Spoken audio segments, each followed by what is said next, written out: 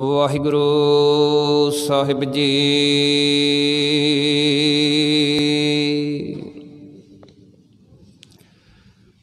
कबीर जहाँ ज्ञान तह धर्म है, जहाँ झूठ तह पाप,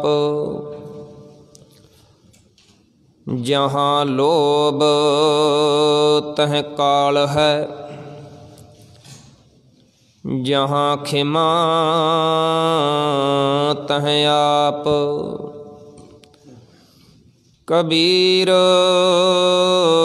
जहाँ ज्ञान तह धर्म है, जहाँ झूठ तह पाप। कबीर जहाँ ज्ञान तह धर्म है। देखो भाई ज्ञान की आई आंधी, सब उडानी भ्रम की टाटी। रह ना माया बांधी, दोए चित्ते की दोए थून गरानी। मोहों बलेडा टूटा, तिशना शान परी धर उपर। दुरमत भांडा फूटा, आंधी पाछै जो जल बरखै। तेह तेरा मन भीना, कह कबीर मन भया परगासा। उदय भान जब चीना, कह कबीर जन भया प्रकाशा। उदय भान जब चीना, ज्ञान ध्यान किश कर्म न जाना। सार न जाना तेरी, सब ते वड्डा सतगुर नानक। जिन कल राखी मेरी, मैं मूर्ख की केतक बात है। कोट पराधी तरियारे, गुर नानक जिन सुनिया पेखिया। से फिर गरपास ना परियारे। सो कहो टल गुर सेविय, अहनिस सहज सुपाय। दर्शन परसिय गुरु के, जन्म मरण दुख जाय। होवै सिफत खसामां दी, नूर अरसों कुरसों झट्टीऐ। तुद डिठे सच्चे पातशाह, मल जन्म जन्म दी कट्टीऐ। सज्जन सच्चा पातशाह, सिर शाहां दै शाहो। जिस पास बैठिया सोहीऐ, सबना दा वेसाहो। सज्जन सच्चा पातशाह, सिर शाहां दै। जिस पास बैठिया सोहीऐ, सबना दा वेसाहो। सतनाम वाहिगुरु साहिब जी। मग्गर माहे सुहंदियाँ, हर पिर संग बैठड़ियाँ।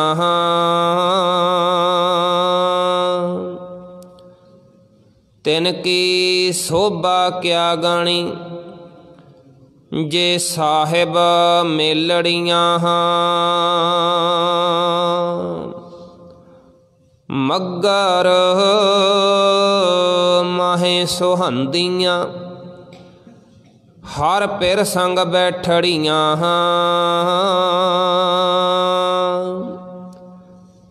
ਤਿਨ ਕੀ ਸੋਭਾ ਕਿਆ ਗਾਣੀ ਜੇ ਸਾਹਿਬ ਮੇਲੜੀਆਂ ਤਨ ਮਨ ਮੌਲਿਆ ਰਾਮ ਸਿਉ ਸੰਗ ਸਾਧ ਸਹੇਲੜੀਆਂ ਸਾਧ ਜਨਾ ਤੇ ਬਾਹਰੀ ਸੇ ਰਹਿਣ ਅਕੇਲੜੀਆਂ ਤਿਨ ਦੁਖ ਕਬਹੂ ਨਾ ਉਤਰ ਜਮ ਕੈ ਵਸ ਪੜੀਆਂ ਜਿਨੀ ਰਾਵਿਆ ਪ੍ਰਭ ਆਪਣਾ ਸੇ ਦਿਸਣ ਨਿਤ ਖੜੀਆਂ ਰਤਨ ਜਵੇਹਰ ਲਾਲ ਹਰ ਕੰਠ ਤਿਨਾ ਜੜੀਆਂ ਨਾਨਕ ਵਾਂਛੈ ਧੂੜ ਤਿਨ ਪ੍ਰਭ ਸ਼ਰਣੀ ਦਰ ਪੜੀਆਂ ਮੱਗਰ ਪ੍ਰਭੂ ਆਰਾਧਣ ਬਹੁੜ ਨਾ ਜਨ ਮੜੀਆਂ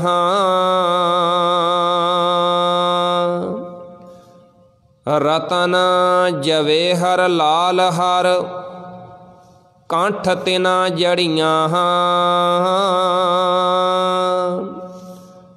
ਨਾਨਕ ਵਾਂਛੈ ਧੂੜ ਤਿਨ ਪ੍ਰਭ ਸ਼ਰਣੀ ਦਰ ਪੜੀਆਂ ਮੱਗਰ ਪ੍ਰਭੂ ਆਰਾਧਣ ਬਹੁੜ ਨਾ ਜਨ ਮੜੀਆਂ ਵਾਹਿਗੁਰੂ ਜੀ ਕਾ ਖਾਲਸਾ ਵਾਹਿਗੁਰੂ ਜੀ ਕੀ ਫਤਿਹ। ਚਬਰ ਛਤਰ ਔਰ ਤਖਤ ਦੇ ਮਾਲਕ ਸਤਿਗੁਰੂ ਸ੍ਰੀ ਗੁਰੂ ਗ੍ਰੰਥ ਸਾਹਿਬ ਜੀ ਦੀ ਪਾਵਨ ਪਵਿੱਤਰ ਹਜ਼ੂਰੀ ਅੰਦਰ ਅੰਮ੍ਰਿਤ ਕੇ ਦਾਤੇ ਸ਼ਹਿਨਸ਼ਾਹ ਗਰੀਬਲ ਨਿਵਾਜ ਗਨੀਮਲ ਖਰਾਜ ਕਮਾਲੇ ਕਰਾਮਾਤ ਸਾਹਿਬ ਧੰਨ ਸ੍ਰੀ ਗੁਰੂ ਗੋਬਿੰਦ ਸਿੰਘ ਪਾਤਸ਼ਾਹ ਜੀ ਦੇ ਪਵਿੱਤਰ ਮੁਬਾਰਕ ਚਰਨ ਕਬਲਾਂ ਦੇ ਨਾਲ ਸਾਜੀ ਨਵਾਜੀ ਹੋਈ ਪਾਵਨ ਪਵਿੱਤਰ ਧਰਤੀ ਇਤਿਹਾਸਕ ਸਥਾਨ 'ਤੇ ਪਿਆਰੀਆਂ ਵਡਭਾਗੀਆਂ ਨਾਨਕ ਨਾਮ ਲੇਵਾ ਸੰਗਤਾਂ ਅੰਮ੍ਰਿਤ ਵੇਲੇ ਤੋਂ ਸਤਿਗੁਰੂ ਪਾਤਸ਼ਾਹ ਜੀ ਦੇ ਪਾਵਨ ਦਰਬਾਰ ਇਤਿਹਾਸਕ ਸਥਾਨ ਦੀ ਹਾਜ਼ਰੀ ਭਰਦੇ ਹਾਂ।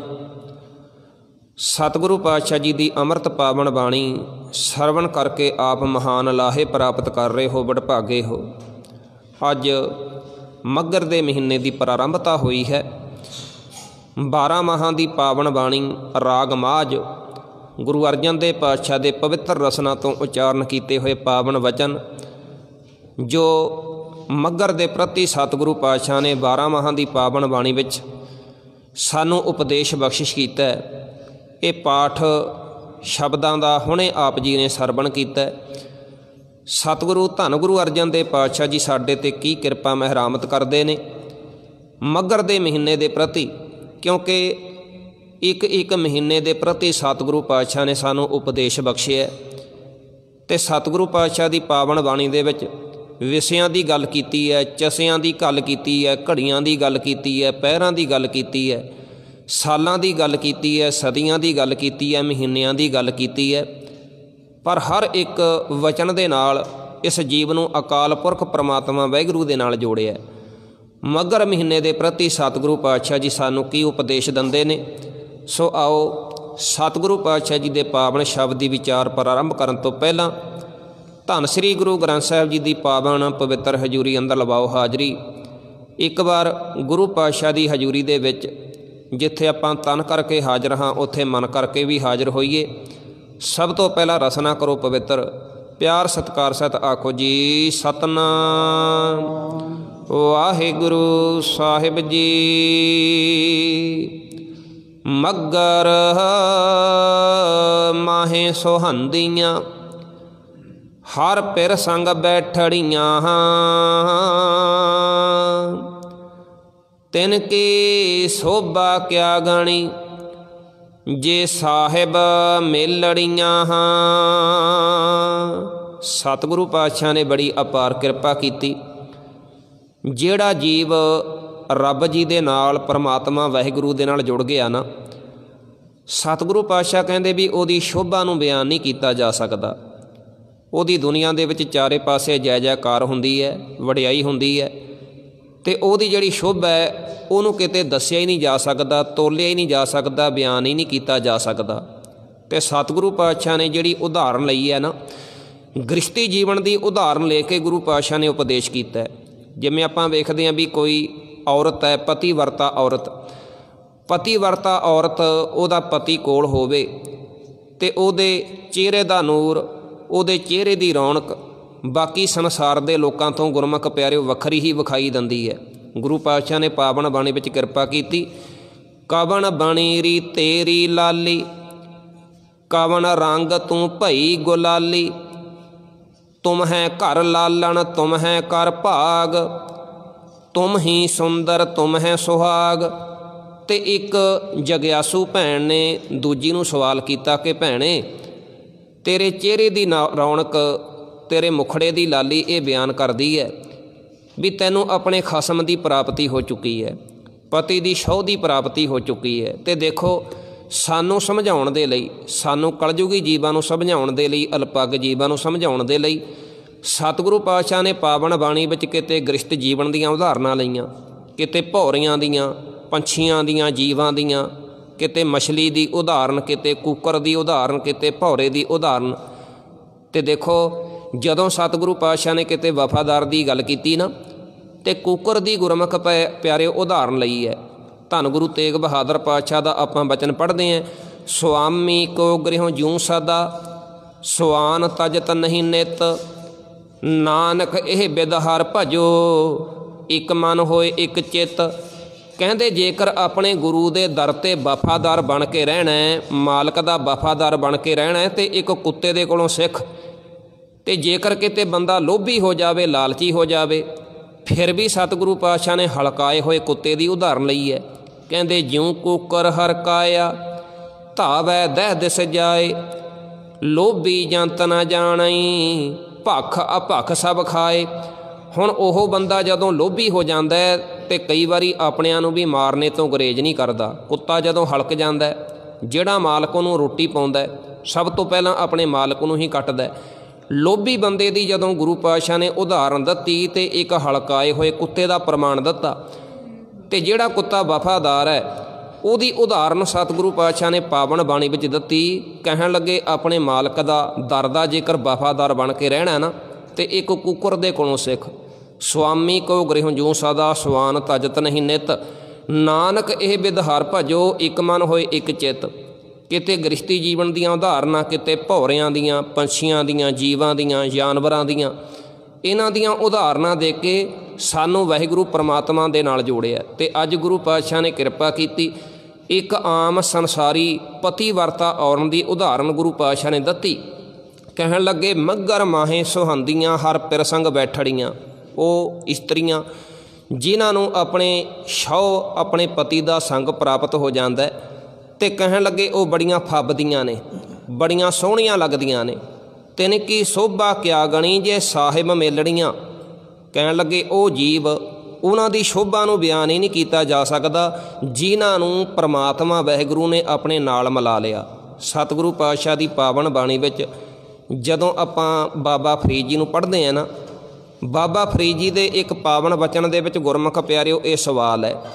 ਇੱਕ ਜਗਿਆਸੂ ਦੂਜੇ ਜਗਿਆਸੂ ਨੂੰ ਸਵਾਲ ਕਰਦਾ, ਕਵਣ ਸੋ ਅੱਖਰ ਕਵਣ ਗੁਣ, ਕਵਣ ਸੋ ਮਣੀਆਂ ਮੰਤ, ਕਵਣ ਸੋ ਵੇਸੋ ਹਉ ਕਰੀ, ਜਿਤ ਵਸ ਆਵੈ ਕੰਤ। ਉਹ ਕਹਿਣ ਲੱਗੇ ਸਵਾਲ ਕੀਤਾ ਜਿਸ ਜਗਿਆਸੂ ਨੂੰ ਮਾਲਕ ਦੀ ਖਸਮ ਦੀ ਪ੍ਰਾਪਤੀ ਹੋ ਗਈ ਕਿ ਭੈਣੇ ਤੈਨੂੰ ਆਪਣੇ ਇਹ ਜੀਵ ਰੂਪ ਇਸਤਰੀ, ਤੈਨੂੰ ਆਪਣੇ 100 ਖਸਮ ਮਾਲਕ ਦੀ ਪ੍ਰਾਪਤੀ ਹੋ ਗਈ, ਤੂੰ ਕਿਹੜੇ ਗੁਣਾਂ ਦੇ ਨਾਲ ਮਾਲਕ ਨੂੰ ਰੁਝਾਇਆ, ਕਿਹੜੇ ਗੁਣਾਂ ਦੇ ਨਾਲ ਮਾਲਕ ਨੂੰ ਪ੍ਰਸੰਨ ਕੀਤਾ, ਉਹ ਗੁਣ ਮੈਨੂੰ ਵੀ ਬਿਆਨ ਕਰ। ਤੇ ਬਾਬਾ ਜੀ ਨੇ ਫਿਰ ਉਹਦਾ ਜਵਾਬ ਦਿੱਤਾ। ਕਹਿਣ ਲੱਗੇ ਵੀ 3 ਗੁਣ ਜੇਕਰ ਕੋਈ ਵੀ ਜੀਵ ਆਪਣੇ ਜੀਵਨ ਦੇ ਵਿੱਚ ਧਾਰਨ ਕਰ ਲਵੇ ਨਾ, ਉਹਨੂੰ ਮਾਲਕ ਪਰਮਾਤਮਾ ਪ੍ਰਸੰਨ ਹੋ ਜਾਂਦਾ ਹੈ, ਖੁਸ਼ ਹੋ ਜਾਂਦਾ ਹੈ, ਮਾਲਕ ਪਰਮਾਤਮਾ ਦੀ ਪ੍ਰਾਪਤੀ ਹੋ ਜਾਂਦੀ ਹੈ। ਉਹ 3 ਗੁਣ ਕਿਹੜੇ ਦੱਸੇ? ਨਿਬਣ ਸੁਅੱਖਰ ਖਵਣ ਗੁਣ, ਜਿਹਬਾ ਮਣੀਆਂ ਮੰਤ, ਇਹ 3 ਭੈਣੇ ਵੇਸ ਕਰ, ਤਾਂ ਵਸਿਆ ਵੀ ਕੰਤ। ਇੱਕ ਮੈਂ ਇੱਥੇ ਬੇਨਤੀ ਕਰਾਂ, ਇਹਨਾਂ 3 ਗੁਣਾਂ ਨੂੰ ਧਾਰਨ ਕਰਕੇ ਕੋਈ ਭੈਣ ਆਪਣੇ ਸਹੁਰੇ ਘਰ ਚਲੀ ਜਾਵੇ ਤੇ ਉਹਦਾ ਸਹੁਰਾ ਘਰ ਗੁਰਮੁਖ ਪਿਆਰਿਓ ਸਵਰਗ ਬਣ ਜਾਵੇਗਾ। ਨਿਮਰਤਾ ਦਾ ਗੁਣ, ਖਿਮਾ ਦਾ ਗੁਣ, ਜ਼ਬਾਨ ਤੋਂ ਮਿੱਠਾ ਬੋਲਣਾ, ਇਹ 3 ਗੁਣ, ਇਹ 3 ਗੁਣਾਂ ਨੂੰ ਕੋਈ ਵੀ ਜੀਵ ਧਾਰਨ ਕਰ ਲਵੇ ਤੇ ਉਹਦੇ ਤੇ ਰੱਬ ਦੀ ਪ੍ਰਸੰਨਤਾ ਹੋ ਜਾਵੇਗੀ, ਰੱਬ ਦੀ ਖੁਸ਼ੀ ਹੋ ਜਾਵੇਗੀ। ਸਤਿਗੁਰੂ ਪਾਤਸ਼ਾਹ ਦੀ ਪਾਵਨ ਬਾਣੀ ਵਿੱਚ ਬੜੇ ਅਮੋਲਕ ਇਹਨਾਂ ਗੁਣਾਂ ਦਾ ਜ਼ਿਕਰ ਕੀਤਾ ਬਾਬਾ ਫਰੀਦ ਜੀ ਨੇ। ਪਰ ਗੱਲ ਇਹ ਹੈ ਵੀ ਆਪਾਂ ਆਪਣੇ ਬੱਚਿਆਂ ਨੂੰ ਇਹ ਗੁਰਮੁਖ ਪਿਆਰੇ ਗੁਣਾਂ ਦੇ ਬਾਰੇ ਦੱਸ ਹੀ ਨਹੀਂ ਸਕੇ। ਤੁਸੀਂ ਧੰਨ ਗੁਰੂ ਅਮਰਦਾਸ ਪਾਤਸ਼ਾਹ ਜੀ ਨੂੰ ਪੜ੍ਹੋ। ਗੁਰੂ ਅਮਰਦਾਸ ਪਾਤਸ਼ਾਹ ਜਦੋਂ ਆਪਣੇ ਧੀ ਬੀਬੀ ਭਾਨੀ ਦਾ ਜਦੋਂ ਭਾਈ ਜੇਠਾ ਜੀ ਦੇ ਨਾਲ ਆਨੰਦ ਕਾਰਜ ਹੋਇਆ ਨਾ, ਤੇ ਸਤਿਗੁਰੂ ਪਾਤਸ਼ਾਹ ਨੇ ਬੀਬੀ ਭਾਨੀ ਨੂੰ ਗੁਰਮੁਖ ਪਿਆਰਿਓ 3 ਭੱਬਿਆਂ ਦਾ ਉਪਦੇਸ਼ ਬਖਸ਼ਿਆ ਸੀ। ਭੱਬਾ ਭੋਲੀ ਜੀ, ਭੱਬਾ ਭਲਾ ਜੀ ਤੇ ਭੱਬਾ ਭਾਣਾ ਜੀ। ਕਹਿਣ ਲੱਗੇ ਪੁੱਤਰੀਏ, ਜੋ ਵੀ ਸੰਸਾਰ ਦੇ ਵਿੱਚ ਵਾਪਰਦਾ ਪਰਮਾਤਮਾ ਦੇ ਹੁਕਮ ਦੇ ਅਨੁਸਾਰ ਵਾਪਰਦਾ। ਜ਼ਿੰਦਗੀ ਵਿੱਚ ਕਦੇ ਦੁੱਖ ਵੀ ਆਉਣਗੇ, ਕਦੇ ਸੁੱਖ ਵੀ ਆਉਣਗੇ, ਕਦੇ ਹਰਖ ਵੀ ਆਵੇਗਾ, ਕਦੇ ਸੋਗ ਵੀ ਆਵੇਗਾ। ਪਰਮਾਤਮਾ ਦੇ ਹੁਕਮ 'ਤੇ ਕਦੇ ਤਰਕ ਨਹੀਂ ਕਰਨੀ। ਪਰਮਾਤਮਾ ਦੇ ਹੁਕਮ ਨੂੰ ਭਾਣਾ ਜੀ, ਪਰਮਾਤਮਾ ਦਾ ਭਾਣਾ ਮੰਨਣਾ। ਤੇ ਸਤਿਗੁਰੂ ਪਾਤਸ਼ਾਹ ਦੀ ਪਾਵਨ ਬਾਣੀ ਦਾ ਇੱਕ ਬੜਾ ਪਿਆਰਾ ਵਚਨ ਹੈ। ਸਤਿਗੁਰੂ ਪਾਤਸ਼ਾਹ ਕਹਿੰਦੇ, ਕਹਿਣ ਕਹਾਵਣ ਕੋਈ ਕੋਈ ਕੀਤੈ, ਐਸੋ ਹੈ ਜਨ ਬਿਰਲੋ ਸੇਵਕ, ਜੋ ਤਤ ਜੋਗ ਕੋ ਬੇਤੈ। ਹੁਣ ਭਾਣਾ ਮੰਨਣਾ ਕੀ ਹੈ? ਕਹਿੰਦੇ ਦੁੱਖ ਨਹੀਂ ਸਭ ਸੁਖ ਹੀ ਹੈ ਰੇ, ਇੱਕ ਹੈ ਏਕੀ ਨੇਤੈ। ਇਹ ਹੈ ਗੁਰਮੁਖ ਪਿਆਰਿਓ ਪਰਮਾਤਮਾ ਦਾ ਭਾਣਾ ਮੰਨਣਾ। ਬੀਬੀ ਭਾਨੀ ਜੀ ਨੂੰ 3 ਗੁਣ ਬਖਸ਼ੇ, 3 ਤਰ੍ਹਾਂ ਦਾ ਉਪਦੇਸ਼ ਬਖਸ਼ਿਆ, ਭਲਾ ਜੀ, ਭੁੱਲੀ ਜੀ ਤੇ ਭਾਣਾ ਜੀ। ਜਿਹੜਾ ਜੀਵ ਪਰਮਾਤਮਾ ਦਾ ਭਾਣਾ ਮੰਨਦਾ, ਜੇਕਰ ਉਹਦੇ 'ਤੇ ਦੁੱਖ ਵੀ ਆ ਜਾਵੇ, ਦੁੱਖ ਅਤੇ ਸੁੱਖ ਨੂੰ ਉਹ ਇੱਕ ਸਮਾਨ ਕਰਕੇ ਜਾਣਦਾ। ਦੁੱਖ ਸੁੱਖ ਦੋਨੋਂ ਸਮ ਕਰ ਜਾਣਾ, ਔਰ ਮਾਨ ਅਪਮਾਨਾ। ਕਹਿਣ ਕਹਾਵਣ ਕੋ ਕੋਈ ਕੀਤਾ, ਐਸੋ ਹੈ ਜਨ ਬਿਰਲੋ ਸੇਵਕ, ਜੋ ਤਤ ਜੋਗ ਕੋ ਬੇਤੈ। ਭਾਣਾ ਮੰਨਣ ਵਾਲੇ ਦੀ ਨਿਸ਼ਾਨੀ ਕੀ ਹੈ? ਦੁੱਖ ਨਹੀਂ ਸਭ ਸੁੱਖ ਹੀ ਹੈ ਰੇ। ਮੀਰ ਮੰਨੂ ਦੀ ਜੇਲ੍ਹ ਦੇ ਵਿੱਚ ਨਾ, ਜਦੋਂ ਮੰਨੂ ਨੇ ਸਿੱਖ ਬੀਬੀਆਂ ਨੂੰ ਗ੍ਰਿਫਤਾਰ ਕੀਤਾ, ਉਹਨੇ ਬੜਾ ਤਸ਼ੱਦਦ ਕੀਤਾ। 1/4 ਹਿੱਸਾ ਰੋਟੀ ਦਾ ਖਾਣ ਵਾਸਤੇ ਦਿੱਤਾ ਜਾਂਦਾ ਸੀ ਅਤੇ ਇੱਕ ਪੀਣ ਵਾਸਤੇ ਸਿਰਫ 24 ਘੰਟੇ ਵਿੱਚ 1 ਕਟੋਰਾ ਪਾਣੀ ਦਾ ਦਿੱਤਾ ਜਾਂਦਾ ਸੀ। ਪਰ ਜਦੋਂ ਸਿੱਖ ਬੀਬੀਆਂ ਫਿਰ ਵੀ ਆਪਣੇ ਧਰਮ 'ਤੇ, ਆਪਣੇ ਅਕੀਦੇ 'ਤੇ ਅਟਲ ਰਹੀਆਂ, ਉਹਨਾਂ ਨੇ ਫਿਰ ਜ਼ਾਲਮਾਂ ਨੇ ਕੀ ਕਰਨਾ ਵੀ ਬੀਬੀਆਂ ਦੀ ਗੋਦ ਵਿੱਚ 5-5 ਸਾਲਾਂ ਦੇ ਬੱਚੇ ਨੇ। ਜ਼ਾਲਮ ਆਉਂਦੇ ਨੇ 2 ਵਰਸ਼ੇ ਲੈ ਕੇ, ਨੇਜੇ ਲੈ ਕੇ, ਬੀਬੀਆਂ ਦੇ ਗੋਦ ਵਿੱਚ ਕਿਸੇ ਦੇ 5 ਸਾਲ ਦਾ ਬੱਚਾ ਹੈ, ਕਿਸੇ ਦੇ 7 ਸਾਲ ਦਾ ਬੱਚਾ ਹੈ। ਦੇਖੋ ਭਾਣਾ ਮੰਨਣਾ ਕੀ ਹੈ? ਦੁੱਖ ਨਹੀਂ ਸਭ ਸੁੱਖ ਹੀ ਹੈ ਰੇ, ਇੱਕ ਹੈ ਏਕੀ ਨੇਤੇ। ਅਤੇ ਉਹਨਾਂ ਨੇ ਜ਼ਾਲਮਾਂ ਨੇ ਕੀ ਕਰਨਾ ਵੀ ਮਾਤਾਵਾਂ ਦੇ ਗੋਦ ਵਿੱਚੋਂ ਬੱਚੇ ਖੋਹਣੇ। ਬੱਚੇ ਖੋਹ ਕੇ ਬਾਂਹ ਤੋਂ ਪਕੜ ਕੇ ਇੰਝ ਹਵਾ ਵਿੱਚ ਉਛਾਲਣਾ ਬੱਚੇ ਨੂੰ। ਹਵਾ ਦੇ ਵਿੱਚ ਉਛਾਲ ਕੇ ਅਤੇ ਇੱਕ ਨੇ ਇੰਝ ਨੇਜਾ ਪਕੜਿਆ ਹੁੰਦਾ ਸੀ, ਉਹਦੇ ਨੇਜੇ ਦੀ ਨੋਕ 'ਤੇ ਲਿਆ ਕੇ ਬੱਚੇ ਦਾ ਪੇਟ ਮਾਰਨਾ। ਜਦੋਂ ਪੇਟ ਵੱਜਣਾ ਨੇਜੇ 'ਤੇ ਪੇਟ ਦੇ ਵਿੱਚੋਂ ਆਂਦਰਾਂ ਨਿਕਲ ਜਾਣੀਆਂ ਮਾਂ ਦੇ ਸਾਹਮਣੇ, ਮਾਂ ਵੇਖ ਰਹੀ ਹੈ। ਉਹ ਆਂਦਰਾਂ ਜਦੋਂ ਨਿਕਲਦੀਆਂ ਅਤੇ ਫਿਰ ਸੂਈ ਅਤੇ ਧਾਗਾ ਮੰਗਵਾਇਆ ਜਾਂਦਾ ਸੀ। ਸੂਈ ਅਤੇ ਧਾਗੇ ਦੇ ਨਾਲ ਉਹਨਾਂ ਆਂਦਰਾਂ ਦਾ ਇੱਕ ਹਾਰ ਬਣਾਉਣਾ, ਅਤੇ ਹਾਰ ਬਣਾ ਕੇ ਬੱਚੇ ਦੇ ਛੋਟੇ ਛੋਟੇ ਮਾਸ ਦੇ ਲੋਦੜੇ ਦੇ ਡੱਕਰੇ ਕਰਕੇ ਨਾ, ਉਹਦੇ ਹਾਰ ਬਣਾ ਕੇ ਅਤੇ ਫਿਰ ਮਾਵਾਂ ਦੇ ਗਲੇ ਵਿੱਚ ਪਾਉਣੇ। ਅਤੇ ਫਿਰ ਜਦੋਂ ਸ਼ਾਮ ਦਾ ਵਕਤ ਆਉਣਾ ਨਾ, ਸ਼ਾਮ ਦੇ ਵਕਤ ਜਦੋਂ, ਇਹ ਇਤਿਹਾਸ ਹੈ ਸਾਡਾ, ਜਦੋਂ ਸ਼ਾਮ ਦਾ ਵਕਤ ਆਉਣਾ ਅਤੇ ਮਾਤਾਵਾਂ ਨੇ ਰਹਿਰਾਸ ਸਾਹਿਬ ਦੀ ਬਾਣੀ ਦਾ ਪਾਠ ਕਰਨਾ, ਅਤੇ ਪਾਠ ਕਰਕੇ ਅਰਦਾਸ ਪਤਾ ਕੀ ਕਰਨੀ? ਸਤਿਗੁਰੂ ਅੱਜ 4 ਪਹਿਰ ਦਾ ਦਿਨ ਤੇਰੇ ਭਾਣੇ ਵਿੱਚ ਬੜਾ ਸੁੱਖ ਦਾ ਬਤੀਤ ਹੋਇਆ, ਸੁੱਖ ਦਾ। ਹੁਣ ਤੁਸੀਂ ਦੇਖੋ ਵੀ ਜਿਹੜੀ ਮਾਂ ਦੇ ਪੁੱਤ ਨੂੰ ਉਹਦੀਆਂ ਅੱਖਾਂ ਦੇ ਸਾਹਮਣੇ ਡੱਕਰੇ ਕਰਕੇ ਉਹਦੇ ਗਲ ਵਿੱਚ ਹਾਰ ਬਣਾ ਕੇ ਪਾ ਦਿੱਤਾ ਹੋਵੇ, ਉਹ ਦਿਨ ਕਿਤੇ ਸੁੱਖ ਦਾ ਹੋਵੇਗਾ? ਦੁੱਖ ਨਹੀਂ ਸਭ ਸੁੱਖ ਹੀ ਹੈ ਰੇ, ਇਹਨੂੰ ਕਹਿੰਦੇ ਨੇ ਭਾਣਾ। ਇੱਕ ਹੈ ਏਕੀ ਨੇਤੇ, ਤੇ ਉਹ ਮਾਤਾਵਾਂ ਅਰਦਾਸ ਕਰਦੀਆਂ ਨੇ ਵੀ 4 ਪਹਿਰ ਦਾ ਅੱਜ ਦਾ ਦਿਨ ਬੜੇ ਸੁੱਖ ਦੇ ਵਿੱਚ ਲੰਘਿਆ, ਬਤੀਤ ਹੋਇਆ, ਤੇ 4 ਪਹਿਰ ਦੀ ਰਾਤਰੀ ਆ ਰਹੀ ਹੈ ਸਤਿਗੁਰੂ ਜੀ ਸੁੱਖ ਦੇ ਵਿੱਚ ਬਤੀਤ ਕਰਾਉਣੀ। ਆਪਾਂ ਤੇ ਜੇਕਰ ਕਿਤੇ ਗੁਰੂ ਦੀ ਸਿੱਖੀ ਗ੍ਰਹਿਣ ਕਰਨੀ ਹੋਵੇ ਤੇ ਗੁਰੂ ਨਾਲ ਸੌਦਾਬਾਜੀ ਕਰਦੇ ਹਾਂ ਵੀ ਜੇਕਰ ਸਤਿਗੁਰੂ ਜੀ ਸੇਵਾ ਕਰਾਂਗੇ ਤੇ ਸੇਵਾ ਦੇ ਬਦਲੇ ਸਾਨੂੰ ਕੀ ਮਿਲੇਗਾ, ਜੇਕਰ ਤੁਹਾਡੀ ਸਿੱਖੀ ਖੰਡੇ ਬਾਟੇ ਦੀ ਪਹੁਲ ਗ੍ਰਹਿਣ ਕਰਾਂਗੇ ਤੇ ਇਹਦੇ ਬਦਲੇ ਵਿੱਚ ਸਾਨੂੰ ਕੀ ਮਿਲੇਗਾ। ਪਰ ਜਿਹੜੇ ਪੁਰਾਤਨ ਸਿੱਖ ਨੇ ਤੇ ਪੁਰਾਤਨ ਸਿੱਖ ਤੇ ਫਿਰ ਉਲਾਂਭਾ, ਉਹਨਾਂ ਨੇ ਕਿਤੇ ਉਲਾਂਭਾ ਦਿੱਤਾ ਵੀ ਤੁਹਾਡੀ ਸਿੱਖੀ ਪ੍ਰਾਪਤ ਕਰਕੇ ਸਾਨੂੰ ਕੀ ਪ੍ਰਾਪਤ ਹੋਇਆ, ਸਾਡੇ ਤੇ ਬੱਚਿਆਂ ਦੀ ਵੀ ਟੱਕਰੇ ਕਰਕੇ ਅਗਲੇ ਨੇ ਰੱਖ ਦਿੱਤੇ। ਤੁਹਾਡੀ ਸਿੱਖੀ ਪ੍ਰਾਪਤ ਕਰਕੇ ਸਾਨੂੰ ਮਿਲਿਆ ਕੀ, ਸਾਨੂੰ ਸਾਰਾ ਕੁਝ ਆਪਣਾ ਘਰ ਪਰਿਵਾਰ ਤੁਹਾਡੇ ਲੇਖੇ ਲਾਉਣਾ ਪਿਆ। ਸਤਿਗੁਰੂ ਜੀ ਤੁਹਾਡੀ ਸਿੱਖੀ ਪ੍ਰਾਪਤ ਕਰਕੇ ਤੇ ਦੁਖੀ ਮਿਲੇ ਨੇ, ਕਸ਼ਟੀ ਮਿਲੇ ਨੇ, ਮੁਸ਼ੱਕਤਾਂ ਹੀ ਮਿਲੀਆਂ ਨੇ, ਔਖਿਆਈਆਂ ਹੀ ਮਿਲੀਆਂ ਨੇ। ਉਹਨਾਂ ਨੇ ਗੁਰਮੁਖ ਪਿਆਰਿਓ ਸੌਦੇਬਾਜ਼ੀ ਨਹੀਂ ਕੀਤੀ। ਜਿਹੜਾ ਬੰਦਾ ਸੌਦੇਬਾਜ਼ੀ ਕਰਦਾ ਹੈ ਨਾ, ਸੌਦੇਬਾਜ਼ੀ ਕਰਨ ਵਾਲਾ ਅਸਲ ਵਿੱਚ ਪੱਕਾ ਸਿੱਖ ਹੋ ਹੀ ਨਹੀਂ ਸਕਦਾ। ਚੰਗਾ ਚੰਗਾ ਕਰ ਮੰਨੈ, ਮੰਦਾ ਮੰਦਾ ਹੋਏ, ਆਸ਼ਿਕ ਇਹ ਨਾ ਆਖੀਐ, ਜੇ ਲੇਖੈ ਵਰਤੈ ਸੋਏ। ਲੇਖੇ ਦਾ ਭਾਵ ਹੈ ਜਿਹੜਾ ਗਿਣਤੀ ਮਿਣਤੀ ਕਰਦਾ। ਜੇਕਰ ਕਿਤੇ ਚੰਗਾ ਹੋ ਗਿਆ ਫਿਰ ਤੇ ਬਾਣੀ ਪੜ੍ਹਨੀ, ਗੁਰੂ ਨੂੰ, ਗੁਰੂ ਦੇ ਸੋਹਲੇ ਗਾਉਣੇ, ਗੁਰੂ ਨੂੰ ਬੜਾ ਚੰਗਾ ਕਹਿਣਾ। ਤੇ ਜੇਕਰ ਕਿਤੇ ਥੋੜ੍ਹੀ ਜਿਹੀ ਕਿਤੇ ਘਾਟਾ ਪੈ ਗਿਆ, ਕਿਤੇ ਦੁੱਖ ਆ ਗਿਆ ਤੇ ਫਿਰ ਸ਼ਿਕਵਾ ਕਰਨਾ, ਉਲਾਂਭੇ ਦੇਣੇ। ਹਜ਼ੂਰ ਕਹਿੰਦੇ ਵੀ ਜਿਹੜਾ ਜੋੜ ਤੋੜ ਕਰਨ ਵਾਲਾ, ਗਿਣਤੀ ਮਿਣਤੀ ਕਰਨ ਵਾਲਾ ਹੈ ਨਾ, ਉਹ ਸੱਚਾ ਆਸ਼ਿਕ ਨਹੀਂ ਹੋ ਸਕਦਾ। ਦੁੱਖ ਨਹੀਂ ਸਭ ਸੁਖ ਹੀ ਹੈ ਰੇ, ਇੱਕ ਹੈ ਏਕੀ ਨੇਤੈ, ਇਹ ਹੈ ਭਾਣਾ। ਬੁਰਾ ਨਹੀਂ ਸਭ ਭਲਾ ਹੀ ਹੈ ਰੇ, ਹਾਰ ਨਹੀਂ ਰੇ ਜੀਤੈ। ਜੇਕਰ ਕਿਤੇ ਬੁਰਾ ਵੀ ਹੋ ਗਿਆ ਨਾ, ਜਿਹੜਾ ਪ੍ਰਮਾਤਮਾ ਦੇ ਰਜਾ ਵਿੱਚ ਚੱਲਣ ਵਾਲਾ ਹੈ ਉਹ ਕਹਿੰਦਾ ਬੁਰਾ ਨਹੀਂ ਹੋਇਆ।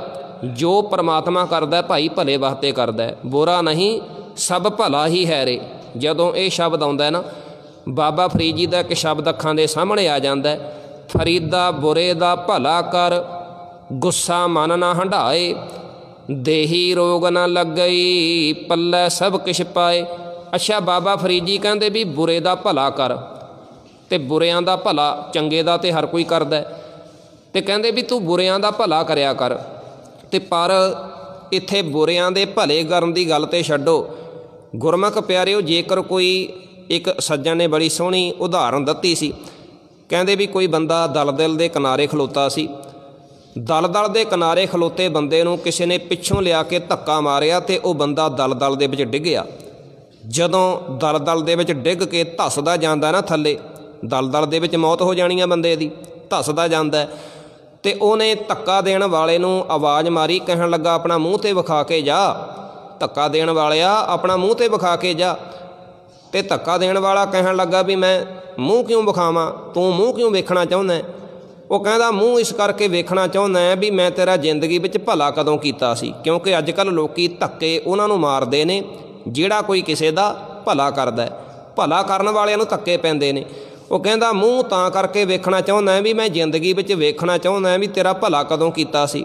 ਫਰੀਦਾ ਬੁਰੇ ਦਾ ਭਲਾ ਕਰ, ਗੁੱਸਾ ਮਨ ਨਾ ਹੰਢਾਏ, ਦੇਹੀ ਰੋਗ ਨਾ ਲੱਗਈ, ਪੱਲੇ ਸਭ ਕਿਛ ਪਾਏ।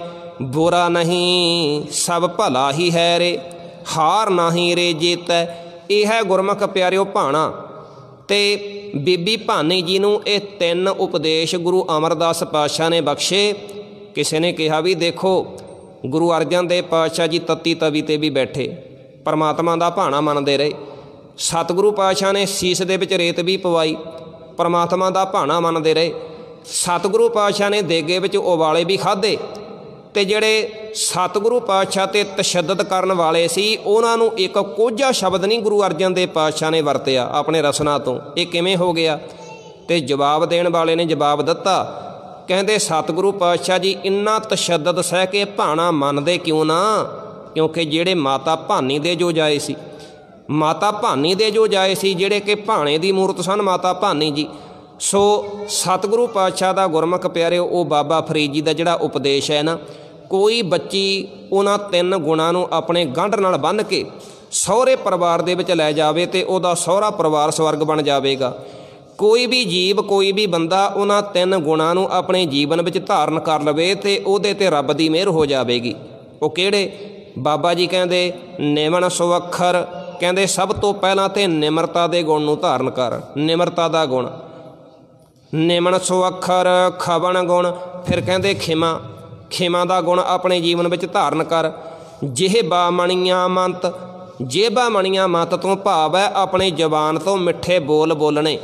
ਜਦੋਂ ਵੀ ਕਿਤੇ ਸੰਸਾਰ ਦੇ ਵਿੱਚ ਕਿਸੇ ਦੀ ਟੁੱਟਦੀ ਹੈ ਨਾ, ਭਾਵੇਂ ਕੋਈ ਪਾਰਟੀ ਹੋਵੇ, ਭਾਵੇਂ ਦੋ ਭਰਾਵਾਂ ਦੀ, ਭਾਵੇਂ ਪਿਓ ਪੁੱਤ ਦੀ, ਭਾਵੇਂ ਮਾਂ ਧੀ ਦੀ, ਜਦੋਂ ਵੀ ਕਿਤੇ ਟੁੱਟਦੀ ਹੈ ਤੇ ਕੌੜੇ ਬੋਲਾਂ ਦੇ ਨਾਲ ਟੁੱਟਦੀ ਹੈ। ਟੂਟ ਪ੍ਰੀਤ ਗਈ ਬੁਰ ਬੋਲ। ਤੇ ਜਦੋਂ ਕਿਤੇ ਟੁੱਟੀ ਹੋਈ ਜੁੜਦੀ ਹੈ ਤੇ ਮਿੱਠੇ ਬੋਲਾਂ ਦੇ ਨਾਲ। ਸਤਿਗੁਰੂ ਪਾਤਸ਼ਾਹ ਕਹਿੰਦੇ ਗੰਢ ਪ੍ਰੀਤੀ ਮਿੱਠੇ ਬੋਲ। ਜਦੋਂ ਮਿੱਠੇ ਬੋਲ ਬੋਲੇਗਾ ਨਾ, ਮਿੱਠੇ ਬੋਲਾਂ ਦੇ ਨਾਲ ਜਿਹੜੀ ਟੁੱਟੀ ਹੋਈ ਹੈ ਉਹ ਜੁੜ ਜਾਵੇਗੀ। ਨਿਮਨ ਸੋ ਅੱਖਰ ਖਵਣ ਗੁਣ, ਜਿਹਬਾ ਮਣੀਆਂ ਮੰਤ। ਇਹ ਤ੍ਰੈ ਭੈਣੇ ਵੇਸ ਕਰ ਤਾਂ ਬਸ ਆਵੀ ਕੰਤ। ਤੇ ਕਹਿੰਦੇ ਇਵੇਂ ਮਾਲਕ ਦੀ ਪ੍ਰਾਪਤੀ ਹੋ ਸਕਦੀ ਹੈ। ਇੱਕ ਹੋਰ ਸ਼ਬਦ ਹੈ ਸਤਿਗੁਰੂ ਪਾਤਸ਼ਾਹ ਦੀ ਪਾਵਨ ਬਾਣੀ ਦੇ ਵਿੱਚ, ਗੁਰੂ ਪਾਤਸ਼ਾਹ ਨੇ ਉਹਦੇ ਵਿੱਚ ਵੀ ਸਵਾਲ ਕੀਤਾ ਵੀ ਜੇਕਰ ਮੈਂ ਗੁਰੂ ਦੀ ਪ੍ਰਸੰਨਤਾ ਲੈਣੀ ਹੋਵੇ, ਗੁਰੂ ਦੀ ਖੁਸ਼ੀ ਪ੍ਰਾਪਤ ਕਰਨੀ ਹੋਵੇ, ਜਾਂ ਇੰਝ ਕਹਿ ਲਓ ਪਰਮਾਤਮਾ ਦੀ ਖੁਸ਼ੀ ਪ੍ਰਸੰਨਤਾ ਪ੍ਰਾਪਤ ਕਰਨੀ ਹੋਵੇ ਤੇ ਕਿਵੇਂ ਕੀਤੀ ਜਾ ਸਕਦੀ ਹੈ। ਏਕ ਪਿਤਾ ਏਕ ਸਕੇ ਹਮ ਬਾਰਕ, ਤੂੰ ਮੇਰਾ ਗੁਰਹਾਈ। ਸਾਡਾ ਸਾਰਿਆਂ ਦਾ ਇੱਕੋ ਪਿਤਾ ਹੈ ਤੇ ਗੁਰਮੁਖ ਪਿਆਰਿਓ ਉਹ ਪਿਤਾ ਹੈ ਅਕਾਲ ਪੁਰਖ ਪਰਮਾਤਮਾ ਵਾਹਿਗੁਰੂ। ਅਸੀਂ ਸਾਰੇ ਉਹਦੇ ਧੀਆਂ ਪੁੱਤਰ ਹੈ। ਏਕ ਪਿਤਾ ਏਕ ਸਕੇ ਹਮ ਬਾਰਕ, ਤੂੰ ਮੇਰਾ ਗੁਰਹਾਈ।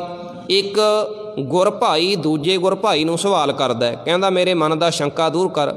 ਏਕ ਪਿਤਾ ਏਕ ਸਕੇ ਹਮ ਬਾਰਕ, ਤੂੰ ਮੇਰਾ ਗੁਰਹਾਈ। ਕਹਿਣ ਲੱਗੇ ਸੁਣ ਮੀਤਾ ਜੀਓ ਹਮਾਰਾ ਬਲ ਬਲ ਜਾਸੀ, ਹਰ ਦਰਸ਼ਨ ਦੇਹੋ ਦਿਖਾਈ। ਸੁਣ ਮੀਤਾ ਧੂਰੀ ਕੋ ਬਲ ਜਾਈ, ਇਹੋ ਮਨ ਤੇਰਾ ਭਾਈ। ਪਾਪ ਮਲੋਬਾ ਮਲ ਮਲ ਧੋਵਾਂ, ਇਹੋ ਮਨ ਤੈ ਕੂ ਦੇਸਾਂ। ਸੁਣ ਮੀਤਾ ਹਉ ਤੇਰੀ ਸ਼ਰਨਾਈ ਆਇਆ, ਪ੍ਰਭ ਮਿਲੋ ਦੇਹੋ ਉਪਦੇਸਾ। ਕਹਿੰਦੇ ਮੈਂ ਤੇਰੀ ਸ਼ਰਨ ਦੇ ਵਿੱਚ ਆਇਆ, ਮੈਂ ਤੈਨੂੰ ਸਭ ਕੁਝ ਆਪਣਾ ਕੁਰਬਾਨ ਕਰ ਦਿਆਂਗਾ, ਆਪਣਾ ਤਨ ਵੀ ਆਪਣਾ ਮਨ ਵੀ ਸਭ ਕੁਝ ਤੇਰੇ ਅੱਗੇ ਅਰਪਣ ਕਰ ਦਿਆਂਗਾ। ਪਰ ਮੈਨੂੰ ਇਹ ਦੱਸ ਵੀ ਰੱਬ ਵਾਹਿਗੁਰੂ ਜੀ ਦੀ ਪ੍ਰਾਪਤੀ ਕਿਵੇਂ ਹੋ ਸਕਦੀ ਹੈ? ਤੂੰ ਕਿਹੜੇ ਗੁਣਾਂ ਨੂੰ ਧਾਰਨ ਕੀਤਾ? ਕਿਵੇਂ ਮਾਲਕ ਦੀ ਪ੍ਰਾਪਤੀ ਹੋ ਸਕਦੀ ਹੈ? ਉਹ ਫਿਰ ਜਵਾਬ ਦਿੱਤਾ। ਸਵਾਲ ਦਾ ਜਵਾਬ ਹੈ ਸੁਣ ਮੀਤਾ ਹਉ ਤੇਰੀ ਸ਼ਰਨਾਈ ਆਇਆ, ਪ੍ਰਭ ਮਿਲੋ ਦੇਹੋ ਉਪਦੇਸਾ। ਮੈਨੂੰ ਉਪਦੇਸ਼ ਦੇ। ਤੇ ਫਿਰ ਉਪਦੇਸ਼ ਪਤਾ ਕੀ ਦਿੱਤਾ ਦੂਜੇ ਨੇ? ਕਹਿਣ ਲੱਗੇ ਮਾਨ ਨਾ ਕੀਜੈ ਸ਼ਰਨ ਪਰੀਜੈ, ਕਰੇ ਸੋ ਭਲਾ ਮਨਾਈਐ।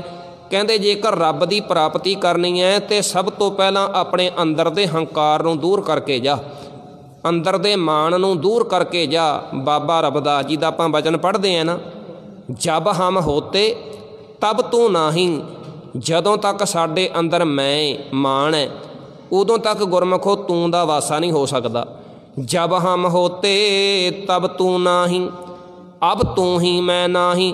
ਜਦੋਂ ਤੂੰ ਆ ਗਿਆ, ਰੱਬ ਜੀ ਆ ਗਏ, ਪਰਮਾਤਮਾ ਮਾਲਕ ਆ ਗਿਆ, ਤੇ ਉਦੋਂ ਮੈਂ ਨਹੀਂ ਹੋਣੀ। ਤੂੰ ਅਤੇ ਮੈਂ ਕਦੇ ਇਕੱਠੇ ਨਹੀਂ ਹੋ ਸਕਦੇ।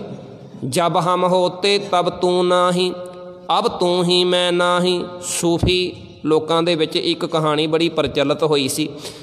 ਕਹਿੰਦੇ ਵੀ ਕੋਈ ਫਕੀਰ ਦੇ ਕੋਲ ਮਿੱਤਰ ਪਿਆਰਾ ਬਹੁਤ ਲੰਮਾ ਸਮਾਂ ਰਿਹਾ।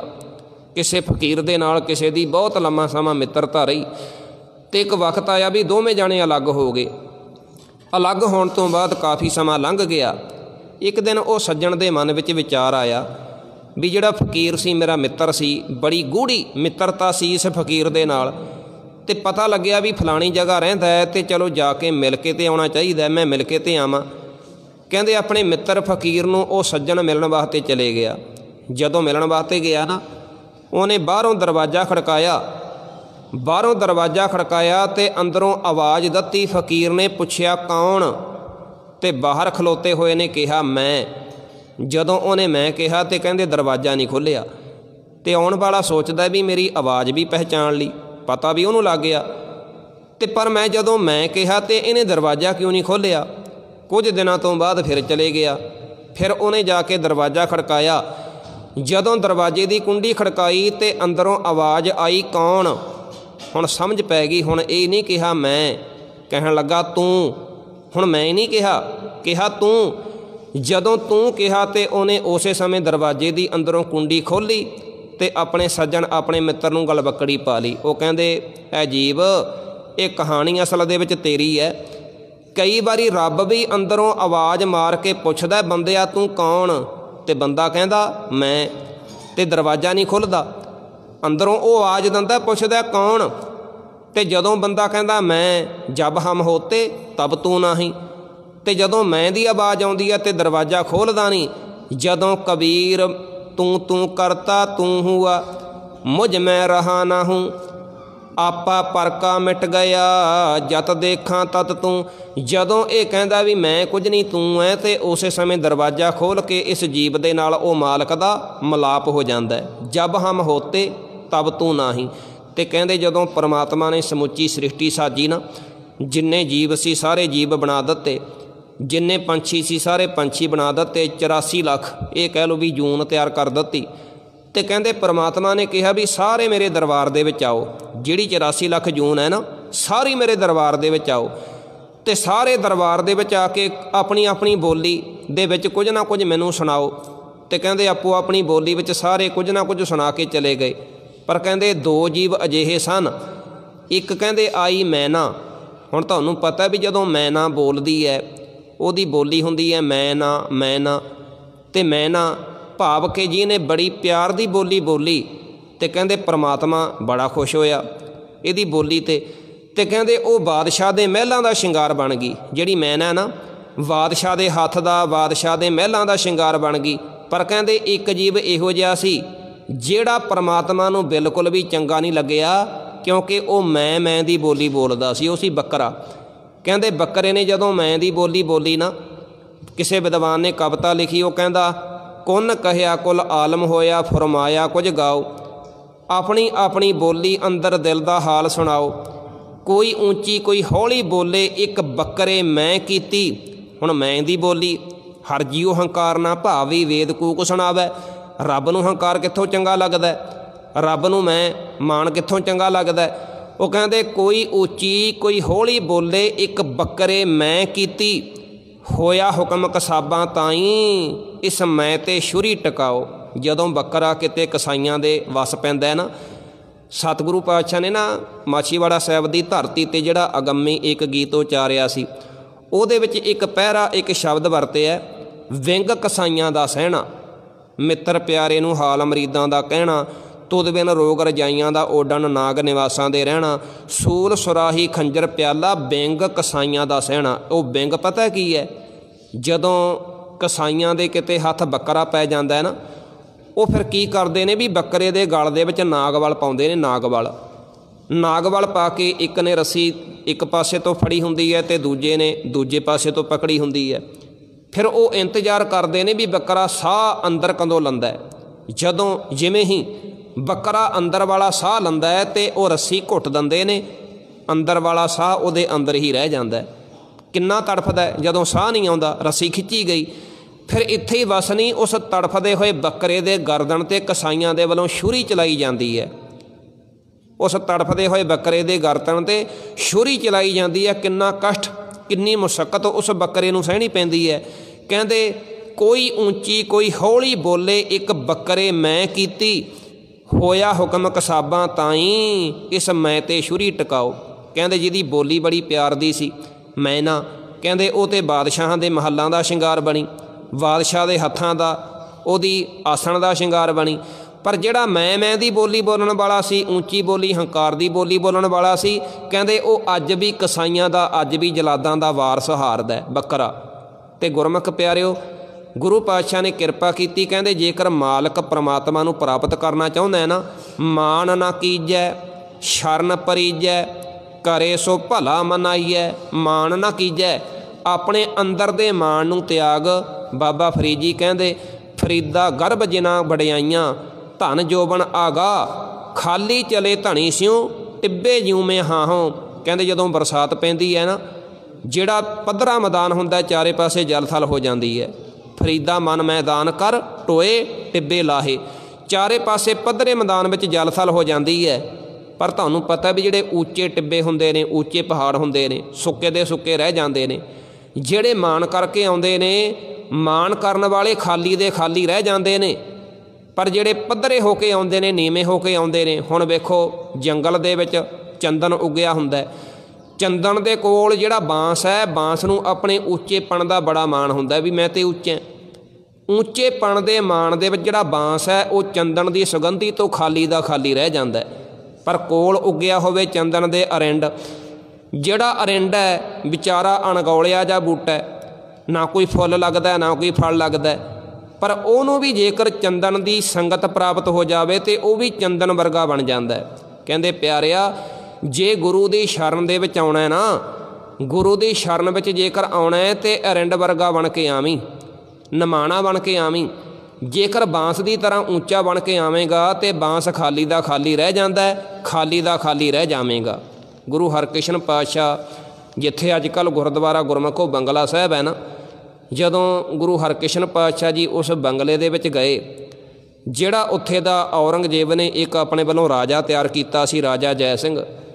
ਰਾਜਾ ਜੈ ਸਿੰਘ ਨੂੰ ਉਹਨੇ ਔਰੰਗਜ਼ੇਬ ਨੇ ਇਹ ਕਿਹਾ ਵੀ 5-6 ਸਾਲਾਂ ਦੇ ਬਾਲਕ ਇਹ ਲੱਗਦਾ ਵੀ ਗੁਰੂ ਨਾਨਕ ਦੇ ਪਾਤਸ਼ਾਹ ਦੇ ਜੋਤ ਦੇ ਮਾਲਕ ਨਹੀਂ ਹੋ ਸਕਦੇ। ਅਤੇ ਉਹ ਰਾਜਾ ਜੈ ਸਿੰਘ ਦੇ ਲੋਕਾਂ ਨੇ ਵੀ ਕਿਹਾ ਵੀ ਜੇਕਰ ਇਹਨਾਂ ਦੇ ਸਿੱਖ ਇਹਨਾਂ ਨੂੰ ਮੱਥਾ ਟੇਕੀ ਜਾਂਦੇ ਨੇ ਅਤੇ ਤੁਸੀਂ ਵੀ ਸਿਰ ਝੁਕਾਈ ਜਾਂਦੇ ਹੋ, 5-6 ਸਾਲ ਦਾ 7 ਸਾਲਾਂ ਦਾ ਬੱਚਾ ਗੁਰੂ ਨਾਨਕ ਦੇ ਪਾਤਸ਼ਾਹ ਦੀ ਜੋਤ ਦਾ ਮਾਲਕ ਕਿਵੇਂ ਹੋ ਸਕਦਾ? ਉਹ ਕਹਿੰਦਾ ਗੱਲ ਤਾਂ ਠੀਕ ਹੈ, ਮੈਂ ਪਰਖ ਨਾ ਕਰਾਂ।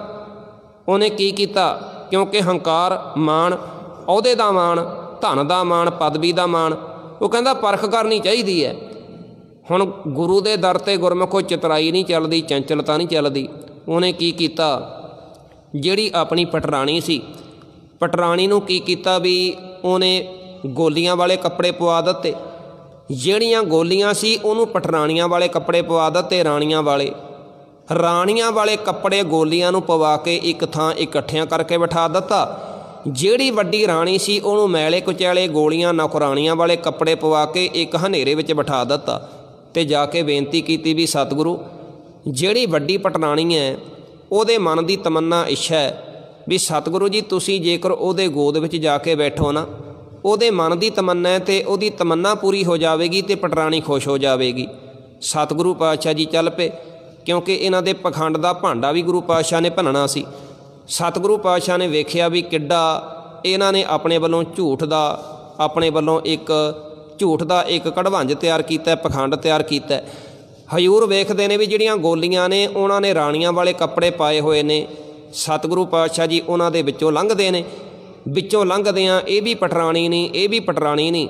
ਜਿਹੜੀ ਪਟਰਾਣੀ ਮੈਲੇ ਕੁਚੈਲੇ ਕੱਪੜੇ ਪਾ ਕੇ ਬੈਠੀ ਹੋਈ ਹੈ ਅਤੇ ਸਤਿਗੁਰੂ ਪਾਤਸ਼ਾਹ ਉਹਦੇ ਸਿਰ 'ਤੇ ਛਟੀ ਰੱਖਦੇ ਨੇ, ਕਹਿਣ ਲੱਗੇ ਆਹ ਬੈਠੀ ਹੈ ਪਟਰਾਣੀ। ਅਤੇ ਨਾਲ ਗੁਰੂ ਪਾਤਸ਼ਾਹ ਨੇ ਵਚਨ ਕੀਤਾ, ਕਹਿਣ ਲੱਗੇ ਪਟਰਾਣੀ ਤੂੰ ਰੱਬ ਦਾ ਸ਼ੁਕਰ ਕਰ ਵੀ ਰੱਬ ਨੇ ਤੈਨੂੰ ਰਾਣੀ ਬਣਾਇਆ, ਤੂੰ ਗੋਲੀ ਬਣ ਕੇ ਬੈਠਦੀ ਹੈ। ਜਿਹੜੀਆਂ ਵਿਚਾਰੀਆਂ ਗੋਲੀਆਂ ਬਣ ਕੇ ਜ਼ਿੰਦਗੀ ਬਤੀਤ ਕਰਦੀਆਂ, ਕਦੇ ਉਹਨਾਂ ਨੂੰ ਪੁੱਛ ਵੀ ਗੋਲੀਆਂ ਦੀ ਜ਼ਿੰਦਗੀ ਕਿਹੋ ਜਿਹੀ ਹੁੰਦੀ ਹੈ। ਰੱਬ ਤੋਂ ਡਰ, ਜੇਕਰ ਪ੍ਰਮਾਤਮਾ ਚਾਹੇ ਤਾਂ ਤੈਨੂੰ ਇੱਕ ਗੋਲੀ ਵੀ ਬਣਾ ਸਕਦਾ, ਨੌਕਰਾਣੀ ਵੀ ਬਣਾ ਸਕਦਾ।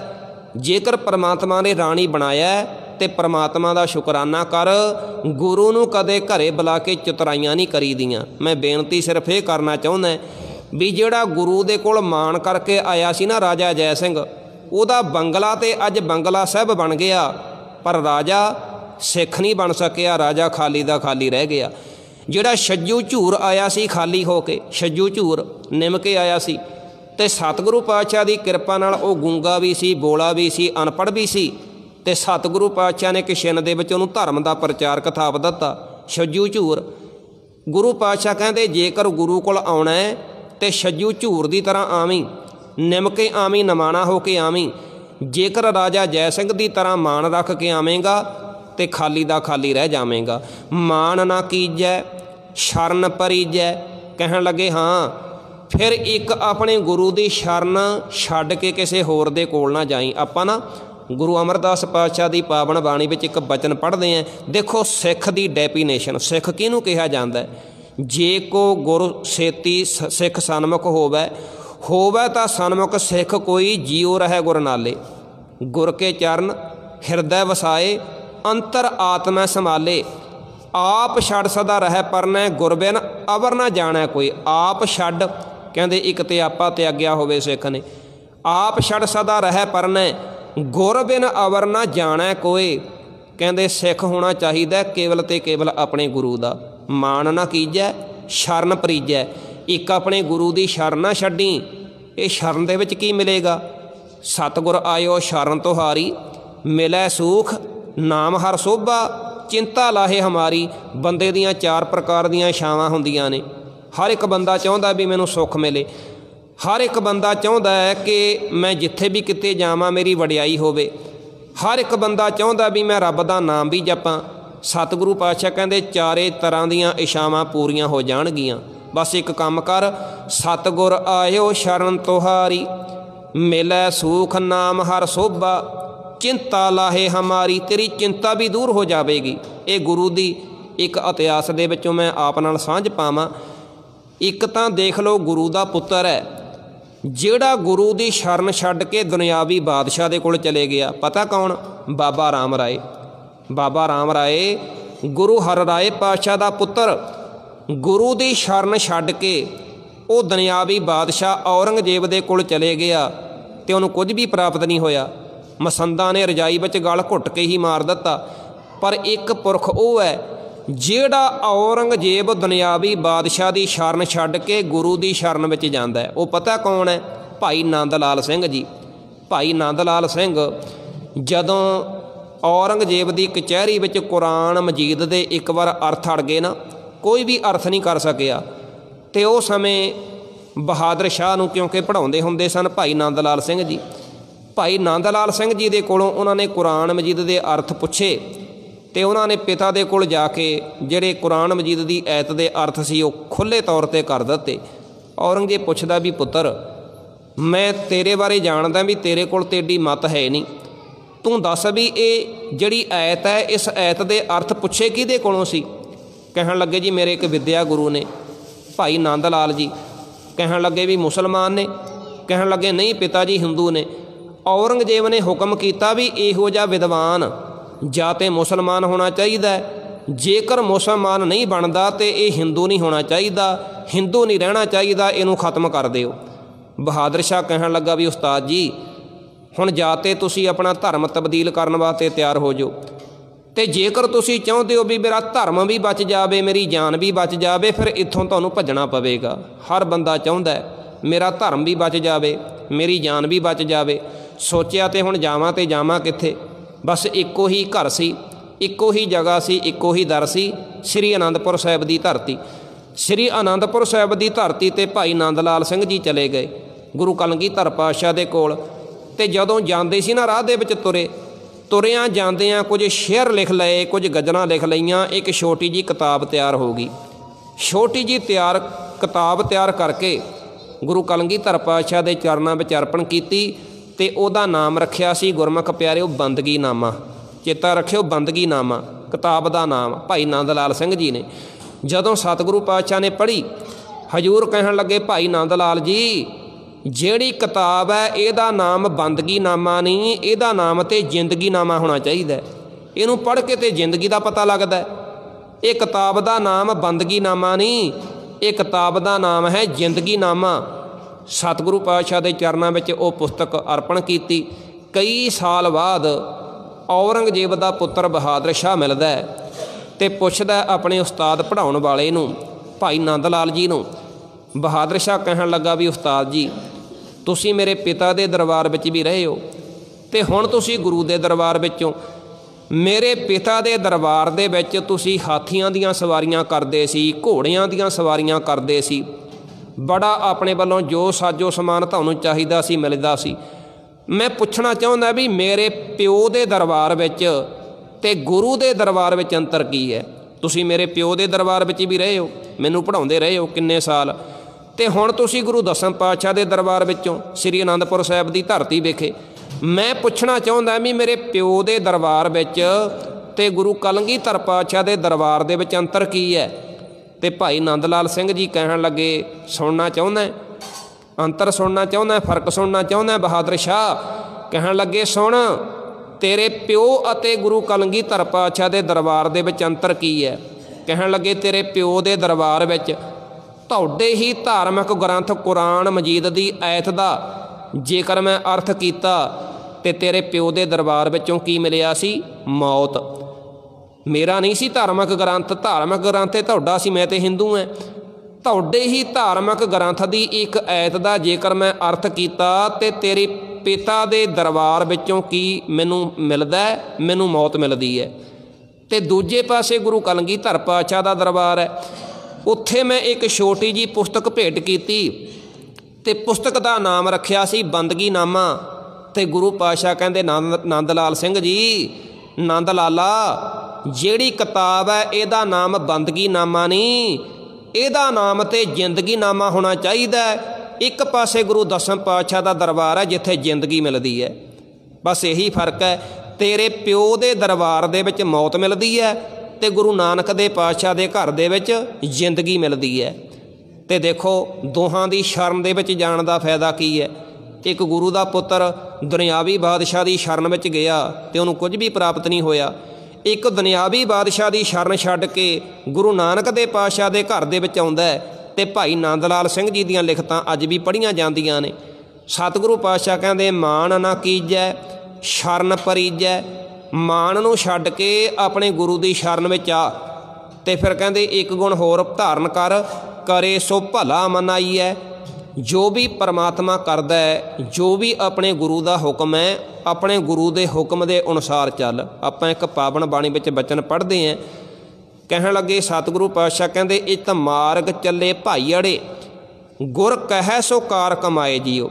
ਕਹਿੰਦੇ ਮੇਰੇ ਭਰਾ, ਜੇ ਤੂੰ ਗੁਰੂ ਦੇ ਮਾਰਗ 'ਤੇ ਚੱਲਣਾ ਚਾਹੁੰਦਾ ਹੈ, ਫਿਰ ਜਿਵੇਂ ਗੁਰੂ ਕਹਿੰਦਾ ਫਿਰ ਉਵੇਂ ਚੱਲਣਾ ਪਵੇਗਾ। ਕਰਤਾਰਪੁਰ ਸਾਹਿਬ ਦੀ ਧਰਤੀ 'ਤੇ ਨਾ ਗੁਰੂ ਨਾਨਕ ਦੇ ਪਾਤਸ਼ਾਹ ਨੇ ਆਪਣੇ ਪੁੱਤਰਾਂ ਨੂੰ ਕਿਹਾ ਸੀ। ਗੁਰੂ ਰਾਮਦਾਸ ਪਾਤਸ਼ਾਹ ਦਾ ਵਚਨ ਆਪਾਂ ਪੜ੍ਹਦੇ ਹਾਂ ਨਾ, ਗੁਰ ਸਿੱਖ ਮੀਤ ਚਲੋ ਗੁਰ ਚਾਲੀ, ਜੋ ਗੁਰ ਕਹੈ ਸੋਈ ਭਲ ਮਾਨੋ। ਜਿਹੜਾ ਗੁਰੂ ਕਹਿੰਦਾ ਉਹ ਸੱਚ ਕਰਕੇ ਮੰਨ। ਤੇ ਜੇਕਰ ਤੇਰੇ ਅੰਦਰ ਤਰਕ ਆ ਗਈ ਤੇ ਫਿਰ ਸਮਝ ਲੈ ਕੰਮ ਹੋ ਗਿਆ। ਤਰਕ ਨਹੀਂ ਆਉਣੀ ਚਾਹੀਦੀ। ਜੋ ਗੁਰ ਕਹੈ ਸੋਈ ਭਲ ਮਾਨੋ, ਫਿਰ ਤੇ ਹਾਰ ਗਿਆ, ਫਿਰ ਤੇ ਫੇਲ ਹੋ ਗਿਆ। ਸਤਿਗੁਰੂ ਪਾਤਸ਼ਾਹ ਨੇ ਪੁੱਤਰਾਂ ਨੂੰ ਕਿਹਾ ਵੀ ਪੁੱਤਰੋ, ਆ ਜਿਹੜੀ ਕਿੱਕਰ ਹੈ ਇਹ ਕਿੱਕਰ 'ਤੇ ਚੜ੍ਹ ਕੇ ਕਿੱਕਰ ਨੂੰ ਹਿਲਾਓ ਤੇ ਮਠਿਆਈ ਡਿੱਗੇਗੀ। ਤੇ ਕੁਝ ਜਿਹੜੇ ਨਾਸਤਕ ਸਨ ਉਹ ਕਹਿੰਦੇ ਲਓ ਜੀ, ਕਿੱਕਰ ਤੋਂ ਕਦੇ ਮਠਿਆਈ ਡਿੱਗਿਆ ਕਰਦੀ ਹੈ? ਤੁੱਕੇ ਡਿੱਗਿਆ ਕਰਦੇ ਨੇ, ਕੰਡੇ ਡਿੱਗਿਆ ਕਰਦੇ ਨੇ, ਕਿੱਕਰ ਤੋਂ ਮਠਿਆਈ ਇਹ ਕਿਵੇਂ ਹੋ ਸਕਦਾ? ਤੇ ਸਤਿਗੁਰੂ ਪਾਤਸ਼ਾਹ ਕਹਿੰਦੇ ਪੁੱਤਰਾ ਲਹਿਣਾ। ਬਾਬੇ ਲਹਿਣੇ ਨੂੰ ਗੁਰੂ ਪਾਤਸ਼ਾਹ ਨੇ ਕਿਹਾ, ਕਹਿਣ ਲੱਗੇ ਪੁੱਤਰਾ ਚੱਲ ਫਿਰ ਹੁਕਮ ਮੰਨ ਕੇ ਤੂੰ ਚੜ੍ਹ। ਜਿਵੇਂ ਜਿਵੇਂ ਟਾਹਣ ਹਿਲਾਵੇਂਗਾ ਇਸ ਆਪਣੇ ਬੇਰੀ ਦੇ, ਇਸ ਬੇਰੀ ਤੋਂ ਮਠਿਆਈ ਝੜੇਗੀ। ਜਦੋਂ ਲੱਗੇ ਨਾ ਬਾਬਾ ਲਹਿਣਾ ਜੀ ਚੜ੍ਹਨ, ਤੇ ਕਈਆਂ ਨੇ ਕਿਹਾ ਵੀ ਕਿਉਂ ਬੇਕੂਫਾਂ ਵਾਲੀ ਗੱਲ ਕਰਦਾ ਹੈ, ਕਿੱਕਰਾਂ ਤੋਂ ਕਦੇ ਮਠਿਆਈਆਂ ਡਿੱਗਦੀਆਂ ਵੇਖੀਆਂ ਨੇ? ਬਾਬਾ ਲਹਿਣਾ ਜੀ ਕਹਿੰਦੇ ਮੇਰਾ ਮਠਿਆਈ ਡਿੱਗਣ ਨਾਲ ਜਾਂ ਨਾ ਡਿੱਗਣ ਨਾਲ ਕੋਈ ਸੰਬੰਧ ਨਹੀਂ, ਮੇਰਾ ਮਠਿਆਈ ਨਾਲ ਕੋਈ ਵਾਸਤਾ ਨਹੀਂ, ਮੇਰਾ ਕਿਸੇ ਗੱਲ ਦੇ ਨਾਲ ਕੋਈ ਵਾਸਤਾ ਨਹੀਂ ਵੀ ਤੁੱਕੇ ਡਿੱਗਣਗੇ ਕਿ ਕੰਡੇ ਡਿੱਗਣਗੇ, ਮਠਿਆਈ ਡਿੱਗੇਗੀ ਕਿ ਨਹੀਂ ਡਿੱਗੇਗੀ। ਕਹਿੰਦੇ ਮੇਰਾ ਵਾਸਤਾ ਹੈ ਗੁਰੂ ਦੇ ਵਚਨ ਦੇ ਨਾਲ। ਮੈਨੂੰ ਪਤਾ ਵੀ ਜੇਕਰ ਗੁਰੂ ਦਾ ਵਚਨ ਇੱਕ ਜ਼ਹਿਰ ਨੂੰ ਵੀ ਅੰਮ੍ਰਿਤ ਬਣਾ ਸਕਦਾ ਹੈ, ਜੇਕਰ ਗੁਰੂ ਦਾ ਵਚਨ ਰੀਠੇ ਮਿੱਠੇ ਕਰ ਸਕਦਾ ਹੈ, ਤੇ ਗੁਰੂ ਦੇ ਵਚਨ ਨਾਲ ਮਠਿਆਈ ਕਿਵੇਂ ਨਹੀਂ ਝੜ ਸਕਦੀ? ਇਤ ਮਾਰਗ ਚੱਲੈ ਭਾਈ ਅੜੇ, ਗੁਰ ਕਹਿ ਸੋ ਕਾਰ ਕਮਾਏ ਜੀਓ। ਤੇ ਨਾਲ ਗੁਰੂ ਪਾਤਸ਼ਾਹ ਨੇ ਕਿਹਾ ਤਿਆਗੈ ਮਨ ਕੀ ਮੰਤੜੀ, ਵਿਸਾਰੈ ਦੂਜਾ ਭਾਓ ਜੀਓ। ਕਹਿੰਦੇ ਫਿਰ ਆਪਣੀ ਮੱਤ ਨੂੰ ਤਿਆਗ ਦਵੀਂ। ਜੇਕਰ ਗੁਰੂ ਦੀ ਪ੍ਰਸੰਨਤਾ ਪ੍ਰਾਪਤ ਕਰਨੀ ਹੈ, ਆਪਣੀ ਮੱਤ ਨੂੰ ਆਪਾਂ ਜਦੋਂ ਮੱਥਾ ਟੇਕਦੇ ਹਾਂ ਨਾ, ਮੱਥਾ ਟੇਕਣ ਦਾ ਭਾਵ ਅਤੇ ਪਰਿਕਰਮਾ ਕਰਨ ਦਾ ਭਾਵ ਇਹੋ ਹੈ। ਹੁਣ ਵੇਖੋ, ਜਦੋਂ ਅਨੰਦਪੁਰ ਸਾਹਿਬ ਦੀ ਧਰਤੀ ਵਿਖੇ ਗੁਰੂ ਪਾਤਸ਼ਾਹ ਨੇ ਸਿੱਖਾਂ ਨੂੰ ਆਪਣੇ ਤਲਵਾਰ ਕੱਢ ਕੇ ਕਿਹਾ ਸੀ, ਤੇ ਗੁਰੂ ਪਾਤਸ਼ਾਹ ਨੇ ਕਿਹਾ ਸੀ ਵੀ ਸਾਨੂੰ ਸੀਸ ਚਾਹੀਦਾ। ਹੁਣ ਗੁਰੂ ਪਾਤਸ਼ਾਹ ਨੇ ਸੀਸ ਹੀ ਕਿਉਂ ਮੰਗੇ ਸੀ? ਹਜ਼ੂਰ ਇਹ ਵੀ ਤੇ ਕਹਿ ਸਕਦੇ ਸੀ ਵੀ ਤੁਹਾਡੀ ਬਾਂਹ ਵੱਢਣੀ ਹੈ, ਤੁਹਾਡੀ ਲੱਤ ਵੱਢਣੀ ਹੈ, ਤੁਹਾਡੀ ਲੱਤ ਚਾਹੀਦੀ ਹੈ, ਤੁਹਾਡੀ ਬਾਂਹ ਚਾਹੀਦੀ ਹੈ। ਗੁਰੂ ਪਾਤਸ਼ਾਹ ਨੇ ਸਿਰ ਹੀ ਕਿਉਂ ਮੰਗੇ, ਸੀਸ ਹੀ ਕਿਉਂ ਮੰਗੇ? ਕਿਉਂਕਿ ਸੀਸ ਦੇ ਵਿੱਚ ਹੁੰਦੀ ਹੈ ਮੱਤ। ਤੇ ਗੁਰੂ ਪਾਤਸ਼ਾਹ ਨੂੰ ਪਤਾ ਸੀ ਵੀ ਜਦੋਂ ਸੀਸ ਭੇਟ ਕਰਨਗੇ ਤੇ ਆਪਣੀ ਮੱਤ ਗੁਰੂ ਦੇ ਅੱਗੇ ਅਰਪਣ ਕਰਨਗੇ। ਜਦੋਂ ਮੱਥਾ ਟੇਕਦੇ ਆ ਨਾ, ਮੱਥਾ ਟੇਕਣ ਦਾ ਭਾਵ ਹੈ ਕਿ ਆਪਣੇ ਮੱਤ ਨੂੰ ਗੁਰੂ ਦੇ ਚਰਨਾਂ ਵਿੱਚ ਸਮਰਪਿਤ ਕਰ ਦੇਣਾ। ਪਰਿਕਰਮਾ ਕਰਨ ਦਾ ਭਾਵ ਵੀ ਇਹੋ ਹੈ, ਕਿਉਂਕਿ ਆਪਾਂ ਦੇਖਦੇ ਹਾਂ ਵੀ ਦੁਨੀਆ ਦੇ ਵਿੱਚ ਪਰਮਾਤਮਾ ਨੇ ਇੱਕ ਰਹੁ ਰੀਤ ਬਣਾਈ ਹੈ। ਹਰ ਇੱਕ ਛੋਟੀ ਵਸਤੂ ਵੱਡੀ ਦੀ ਪਰਿਕਰਮਾ ਕਰਦੀ ਹੈ। ਜਿਹੜਾ ਸੂਰਜ ਹੈ ਧਰਤੀ ਤੋਂ 10 ਗੁਣਾ ਵੱਡਾ ਹੈ, ਧਰਤੀ ਛੋਟੀ ਹੈ ਤੇ ਧਰਤੀ ਸੂਰਜ ਦੀ ਪਰਿਕਰਮਾ ਕਰਦੀ ਹੈ ਨਾ। ਗੁਰੂ ਸਭ ਤੋਂ ਵੱਡਾ ਹੈ ਤੇ ਗੁਰੂ ਦੀ ਪਰਿਕਰਮਾ ਕਰਨ ਦਾ ਭਾਵ ਵੀ ਇਹ ਹੈ ਵੀ ਆਪਣੇ ਆਪੇ ਨੂੰ ਗੁਰੂ ਤੇ ਗੁਰਮੁਖ ਪਿਆਰਿਓ ਸਮਰਪਿਤ ਕਰ ਦੇਣਾ। ਇੱਕ ਮੈਂ ਹੋਰ ਮਿਸਾਲ ਆਪ ਨਾਲ ਸਾਂਝੀ ਕਰਨਾ ਚਾਹੁੰਦਾ। ਜਦੋਂ ਧੰਨ ਗੁਰੂ ਤੇਗ ਬਹਾਦਰ ਪਾਤਸ਼ਾਹ ਸ਼ਹੀਦੀ ਦੇਣ ਦੇ ਲਈ ਦਿੱਲੀ ਨਗਰੀ ਵਿਖੇ ਜਾਂਦੇ ਨੇ ਅਤੇ ਸਤਿਗੁਰੂ ਪਾਤਸ਼ਾਹ ਨੇ ਪਿੱਛੇ ਸਿੱਖ ਭੇਜੇ ਸੀ, ਭਾਈ ਜੈਤਾ ਜੀ ਅਤੇ ਭਾਈ ਨਾਨੂ ਜੀ, ਉਹ ਤਾਂ ਦਿੱਲੀ ਵਿਖੇ ਹੀ ਸਨ। ਹੁਣ ਗੁਰੂ ਪਾਤਸ਼ਾਹ ਨੇ ਵੇਖੋ ਇਹ ਕਿਹਾ ਸੀ ਵੀ ਗੁਰੂ ਦੇ ਸੀਸ ਦੀ ਸੰਭਾਲ ਕਰਨੀ ਹੈ। ਸਤਿਗੁਰੂ ਪਾਤਸ਼ਾਹ ਨੇ ਇਹ ਕਿਉਂ ਨਹੀਂ ਕਿਹਾ ਵੀ ਤੁਸੀਂ ਧੜ ਵੀ ਨਾਲ ਲੈ ਕੇ ਆਉਣਾ। ਹੁਣ ਦੇਖੋ, ਜੇ ਸਿੱਖ ਸੀਸ ਲੈ ਕੇ ਆ ਸਕਦੇ ਨੇ ਅਤੇ ਧੜ ਵੀ ਤਾਂ ਲੈ ਕੇ ਆ ਸਕਦੇ ਨੇ। ਜਿਹੜੇ ਸਿੱਖ ਇੰਨੀ ਹਿੰਮਤ ਕਰ ਸਕਦੇ ਨੇ ਵੀ ਸੀਸ ਲੈ ਕੇ ਆਉਣਗੇ, ਉਹ ਧੜ ਵੀ ਤਾਂ ਲੈ ਕੇ ਆ ਸਕਦੇ ਨੇ। ਪਰ ਗੁਰੂ ਪਾਤਸ਼ਾਹ ਨੇ ਕਿਉਂ ਨਹੀਂ ਕਿਹਾ? ਕਹਿਣ ਲੱਗੇ ਧੜ ਦੀ ਕੋਈ ਗੱਲ ਨਹੀਂ, ਸਰੀਰ ਵਿੱਚੋਂ ਸਵਾਸ ਨਿਕਲ ਗਏ, ਮਿੱਟੀ ਹੈ, ਕੋਈ ਗੱਲ ਨਹੀਂ, ਤੁਸੀਂ ਗੁਰੂ ਦੇ ਸੀਸ ਦੀ ਸੰਭਾਲ ਕਰਨੀ ਹੈ, ਸੀਸ ਲੈ ਕੇ ਆਉਣਾ ਹੈ। ਸੀਸ ਹੀ ਕਿਉਂ? ਕਿਉਂਕਿ ਗੁਰਮੁਖ ਪਿਆਰਿਓ, ਸੀਸ ਤੋਂ ਭਾਵ ਹੈ ਗੁਰੂ ਦੀ ਸੋਚ। ਗੁਰੂ ਪਾਤਸ਼ਾਹ ਨੇ ਦੱਸਣਾ ਸੀ ਵੀ ਜਿਹੜੀ ਸੋਚ ਹੈ ਨਾ, ਸੋਚ ਕਿਤੇ ਜ਼ਾਲਮ ਦੇ ਕਿਤੇ ਹਵਾਲੇ ਨਾ ਕਰ ਦਿਓ। ਜਿਹੜੇ ਕੈਦੀ ਹੁੰਦੇ ਨੇ ਜੇਲ੍ਹਾਂ ਦੇ, ਉਹ ਛੁੱਟ ਜਾਂਦੇ ਨੇ, ਕਾਲ ਕੋਠੜੀਆਂ ਦੇ ਕੈਦੀ ਛੁੱਟ ਜਾਂਦੇ ਨੇ, ਪਰ ਜਦੋਂ ਕਿਸੇ ਕੌਮ ਦੇ ਲੋਕਾਂ ਦੀ ਸੋਚ ਗੁਲਾਮ ਹੋ ਜਾਵੇ ਨਾ, ਉਹ ਕੈਦੀ ਕਦੇ ਛੁੱਟਿਆ ਨਹੀਂ ਕਰਦੇ। ਅੱਜ ਸਾਡੀ ਸੋਚ ਨੂੰ ਤੇ ਗੁਲਾਮ ਕੀਤਾ ਹੋਇਆ, ਕਿਤੇ ਕਲਾਕਾਰਾਂ ਦੇ ਦੁਆਰਾ, ਕਿਤੇ ਗੁਰਮੁਖ ਪਿਆਰਿਓ ਕਿਸੇ ਦੇ ਦੁਆਰਾ, ਕਿਤੇ ਕਿਸੇ ਦੇ ਦੁਆਰਾ। ਸਾਡੀ ਜਿਹੜੀ ਸੋਚ ਹੈ, ਸਾਡੀ ਸੋਚ ਨੂੰ ਤੇ ਅੱਜ ਕੱਲ੍ਹ ਗੁਲਾਮ ਕੀਤਾ ਜਾ ਰਿਹਾ ਹੈ। ਗੁਰੂ ਤੇਗ ਬਹਾਦਰ ਪਾਤਸ਼ਾਹ ਦਾ ਸੀਸ ਲੈ ਕੇ ਆਉਣ ਦਾ ਭਾਵ ਸੀ ਗੁਰੂ ਦੀ ਸੋਚ, ਅਤੇ ਉਸੇ ਗੁਰੂ ਦੀ ਸੋਚ ਵਿੱਚੋਂ ਗੁਰੂ ਪਾਤਸ਼ਾਹ ਨੇ ਖਾਲਸਾ ਪੰਥ ਪ੍ਰਗਟ ਕਰਨਾ ਸੀ। ਸੀਸ ਲੈ ਕੇ ਆਉਣ ਦਾ ਸੋ ਭਾਵ ਤਿਆਗੈ ਮਨ ਕੀ ਮੰਤੜੀ, ਵਿਸਾਰੈ ਦੂਜਾ ਭਾਉ ਜੀਓ। ਹਜ਼ੂਰ ਕਹਿਣ ਲੱਗੇ ਵੀ ਜਦੋਂ ਗੁਰੂ ਦੀ ਸ਼ਰਨ ਵਿੱਚ ਆਵੇਂਗਾ ਨਾ, ਮਾਨ ਨਾ ਕੀਜੈ ਸ਼ਰਨ ਪਰੀਜੈ, ਕਰੇ ਸੋ ਭਲਾ ਮਨਾਈਐ, ਸੁਣ ਮੀਤਾ ਜੀਓ ਪਿੰਡ ਸਭ ਤਨ ਅਰਪੀਜੈ, ਇਉਂ ਦਰਸ਼ਨ ਹਰ ਜੀਓ ਪਾਈਐ। ਜਦੋਂ ਆਪਣਾ ਤਨ ਵੀ ਮਨ ਵੇਚੈ ਸਤਿਗੁਰ ਕੇ ਪਾਸ, ਤਿਸ ਸੇਵਕ ਕੇ ਕਾਰਜ ਰਾਸ। ਅਸ਼ਟਾਵਕਰ, ਉਹਦੇ ਬਾਰੇ ਸੁਣਿਆ ਨਾ, ਅਸ਼ਟਾਵਕਰ ਨੂੰ ਰਾਜੇ ਜਨਕ ਨੇ ਕਿਹਾ ਸੀ ਵੀ ਮੈਨੂੰ ਇਹੋ ਜਿਹਾ ਕੋਈ ਚਾਹੀਦਾ ਜਿਹੜਾ ਮੈਨੂੰ ਘੋੜੇ 'ਤੇ ਚੜ੍ਹਦਿਆਂ ਹੋਇਆਂ ਗਿਆਨ ਕਰਵਾ ਦੇਵੇ। ਉਹ ਕਹਿਣ ਲੱਗੇ ਜੀ ਹੋ ਜਾਵੇਗਾ। ਉਹ ਕਹਿਣ ਲੱਗੇ ਵੀ ਤਿੰਨ ਚੀਜ਼ਾਂ ਨੇ, ਜਾਂ ਤਾਂ ਧਨ ਦੇ ਦੇ, ਜਾਂ ਤਨ ਦੇ ਦੇ, ਜਾਂ ਫਿਰ ਆਪਣਾ ਮਨ ਦੇ ਦੇ। ਉਹਨੇ ਚਲੋ ਸੋਚਿਆ ਵੀ ਚਲੋ ਮਨ ਦੇ ਦਿੰਦੇ ਹਾਂ। ਕਹਿੰਦਾ ਚਲੋ ਮਨ ਦੇ ਦਿੱਤਾ। ਰਾਜਾ ਜਨਕ ਅਸ਼ਟਾਵਕਰ ਨੂੰ ਕਹਿੰਦਾ ਮੈਂ ਤੈਨੂੰ ਆਪਣਾ ਮਨ ਦੇ ਦਿੱਤਾ। ਜਦੋਂ ਇਹ ਗੱਲ ਕਹੀ, ਕਹਿਣ ਲੱਗਾ ਵੀ ਠੀਕ ਹੈ। ਜਦੋਂ ਲੱਗਿਆ ਨਾ ਆਪਣੇ ਘੋੜੇ 'ਤੇ ਚੜ੍ਹ ਕੇ ਜਾਣ, ਕਹਿਣ ਲੱਗਾ ਵੀ ਖਲੋ ਜਾ, ਜਿਹੜਾ ਮਨ ਹੈ ਹੁਣ ਤੂੰ ਮੈਨੂੰ ਦੇ ਚੁੱਕਿਆ, ਮੇਰਾ ਮਨ ਨਹੀਂ ਕਰਦਾ ਵੀ ਤੂੰ ਘੋੜੇ 'ਤੇ ਚੜ੍ਹ ਕੇ ਜਾਵੇਂ, ਤੁਰ ਕੇ ਚੱਲ। ਉਹਨੂੰ ਪਤਾ ਲੱਗ ਗਿਆ, ਸਮਝ ਲੱਗ ਗਈ ਵੀ ਜੇਕਰ ਮਨ ਹੀ ਗੁਰੂ ਨੂੰ ਦੇ ਦਿੱਤਾ ਜਾਵੇ, ਜੇਕਰ ਮਨ ਹੀ ਗੁਰੂ ਨੂੰ ਦੇ ਦਿੱਤਾ ਜਾਵੇ, ਮਨ ਵਿੱਚ ਹੈ। ਹੁਣ ਦੇਖੋ, ਕੋਈ ਬੰਦਾ ਕਿਸੇ ਨੂੰ ਜ਼ਮੀਨ ਵੇਚ ਦਿੰਦਾ, ਸਿੱਧੀ ਜੀ ਉਦਾਹਰਨ ਹੈ। ਕੋਈ ਬੰਦਾ ਕਿਸੇ ਨੂੰ ਆਪਣੀ 1 ਕਿੱਲਾ ਜ਼ਮੀਨ ਹੈ ਬੰਦੇ ਕੋਲ, ਉਹ ਬੰਦੇ ਨੇ ਕਿਸੇ ਨੂੰ ਵੇਚ ਦਿੱਤੀ। ਜਿਹਨੂੰ ਵੇਚੀ ਹੈ ਹੁਣ ਉਹਦੀ ਮਰਜ਼ੀ ਹੈ ਵੀ ਉਹਦੇ ਵਿੱਚ ਉਗਾਉਣਾ ਕੀ ਹੈ। ਜਿਹਨੇ ਲੈ ਲਈ ਉਹ ਤਾਂ ਉਹਦੀ ਮਰਜ਼ੀ ਹੈ ਨਾ ਵੀ ਉਗਾਉਣਾ ਕੀ ਹੈ। ਹੁਣ ਬੰਦਾ ਉੱਥੇ ਡਾਂਗ ਚੁੱਕ ਕੇ ਖੜ੍ਹ ਜਾਵੇ ਵੀ ਤੂੰ ਇਹ ਕਿਉਂ ਬੀਜਿਆ, ਅਤੇ ਫਿਰ ਉਹ ਤਾਂ ਗੱਲ ਨਹੀਂ ਨਾ ਬਣਦੀ। ਜਦੋਂ ਸਿੱਖ ਨੇ ਆਪਣਾ ਤਨ ਮਨ ਗੁਰੂ ਨੂੰ ਵੇਚ ਹੀ ਦਿੱਤਾ, ਇਹ ਤਾਂ ਹੁਣ ਗੁਰੂ ਦੀ ਮਰਜ਼ੀ ਆ ਨਾ ਵੀ ਚਲਾਉਂਦਾ ਕਿਵੇਂ ਹੈ। ਉਹਦੇ ਵਿੱਚ ਹੁਣ ਤੇਰੀ ਤੇ ਮਰਜ਼ੀ ਕੋਈ ਨਹੀਂ ਨਾ। ਮਨ ਵੇਚੈ ਸਤਿਗੁਰ ਕੇ ਪਾਸ, ਤਿਸ ਸੇਵਕ ਕੇ ਕਾਰਜ ਰਾਸ। ਸਤਿਗੁਰੂ ਪਾਤਸ਼ਾਹ ਕਹਿੰਦੇ ਮਾਨ ਨਾ ਕੀਜੈ ਸ਼ਰਨ ਪਰੀਜੈ, ਕਰੇ ਸੋ ਭਲਾ ਮਨਾਈਐ, ਸੁਣ ਮੀਤਾ ਜੀਓ ਪਿੰਡ ਸਭ ਤਨ ਅਰਪੀਜੈ, ਹਰ ਦਰਸ਼ਨ ਇਉਂ ਪਾਈਐ। ਕਹਿੰਦੇ ਇਵੇਂ ਮਾਲਕ ਦੀ ਪ੍ਰਾਪਤੀ ਹੋ ਜਾਵੇਗੀ, ਹਰੀ ਦੇ ਦਰਸ਼ਨ ਹੋ ਜਾਣਗੇ। ਸਤਿਗੁਰੂ ਪਾਤਸ਼ਾਹ ਨੇ ਕਿਰਪਾ ਕੀਤੀ।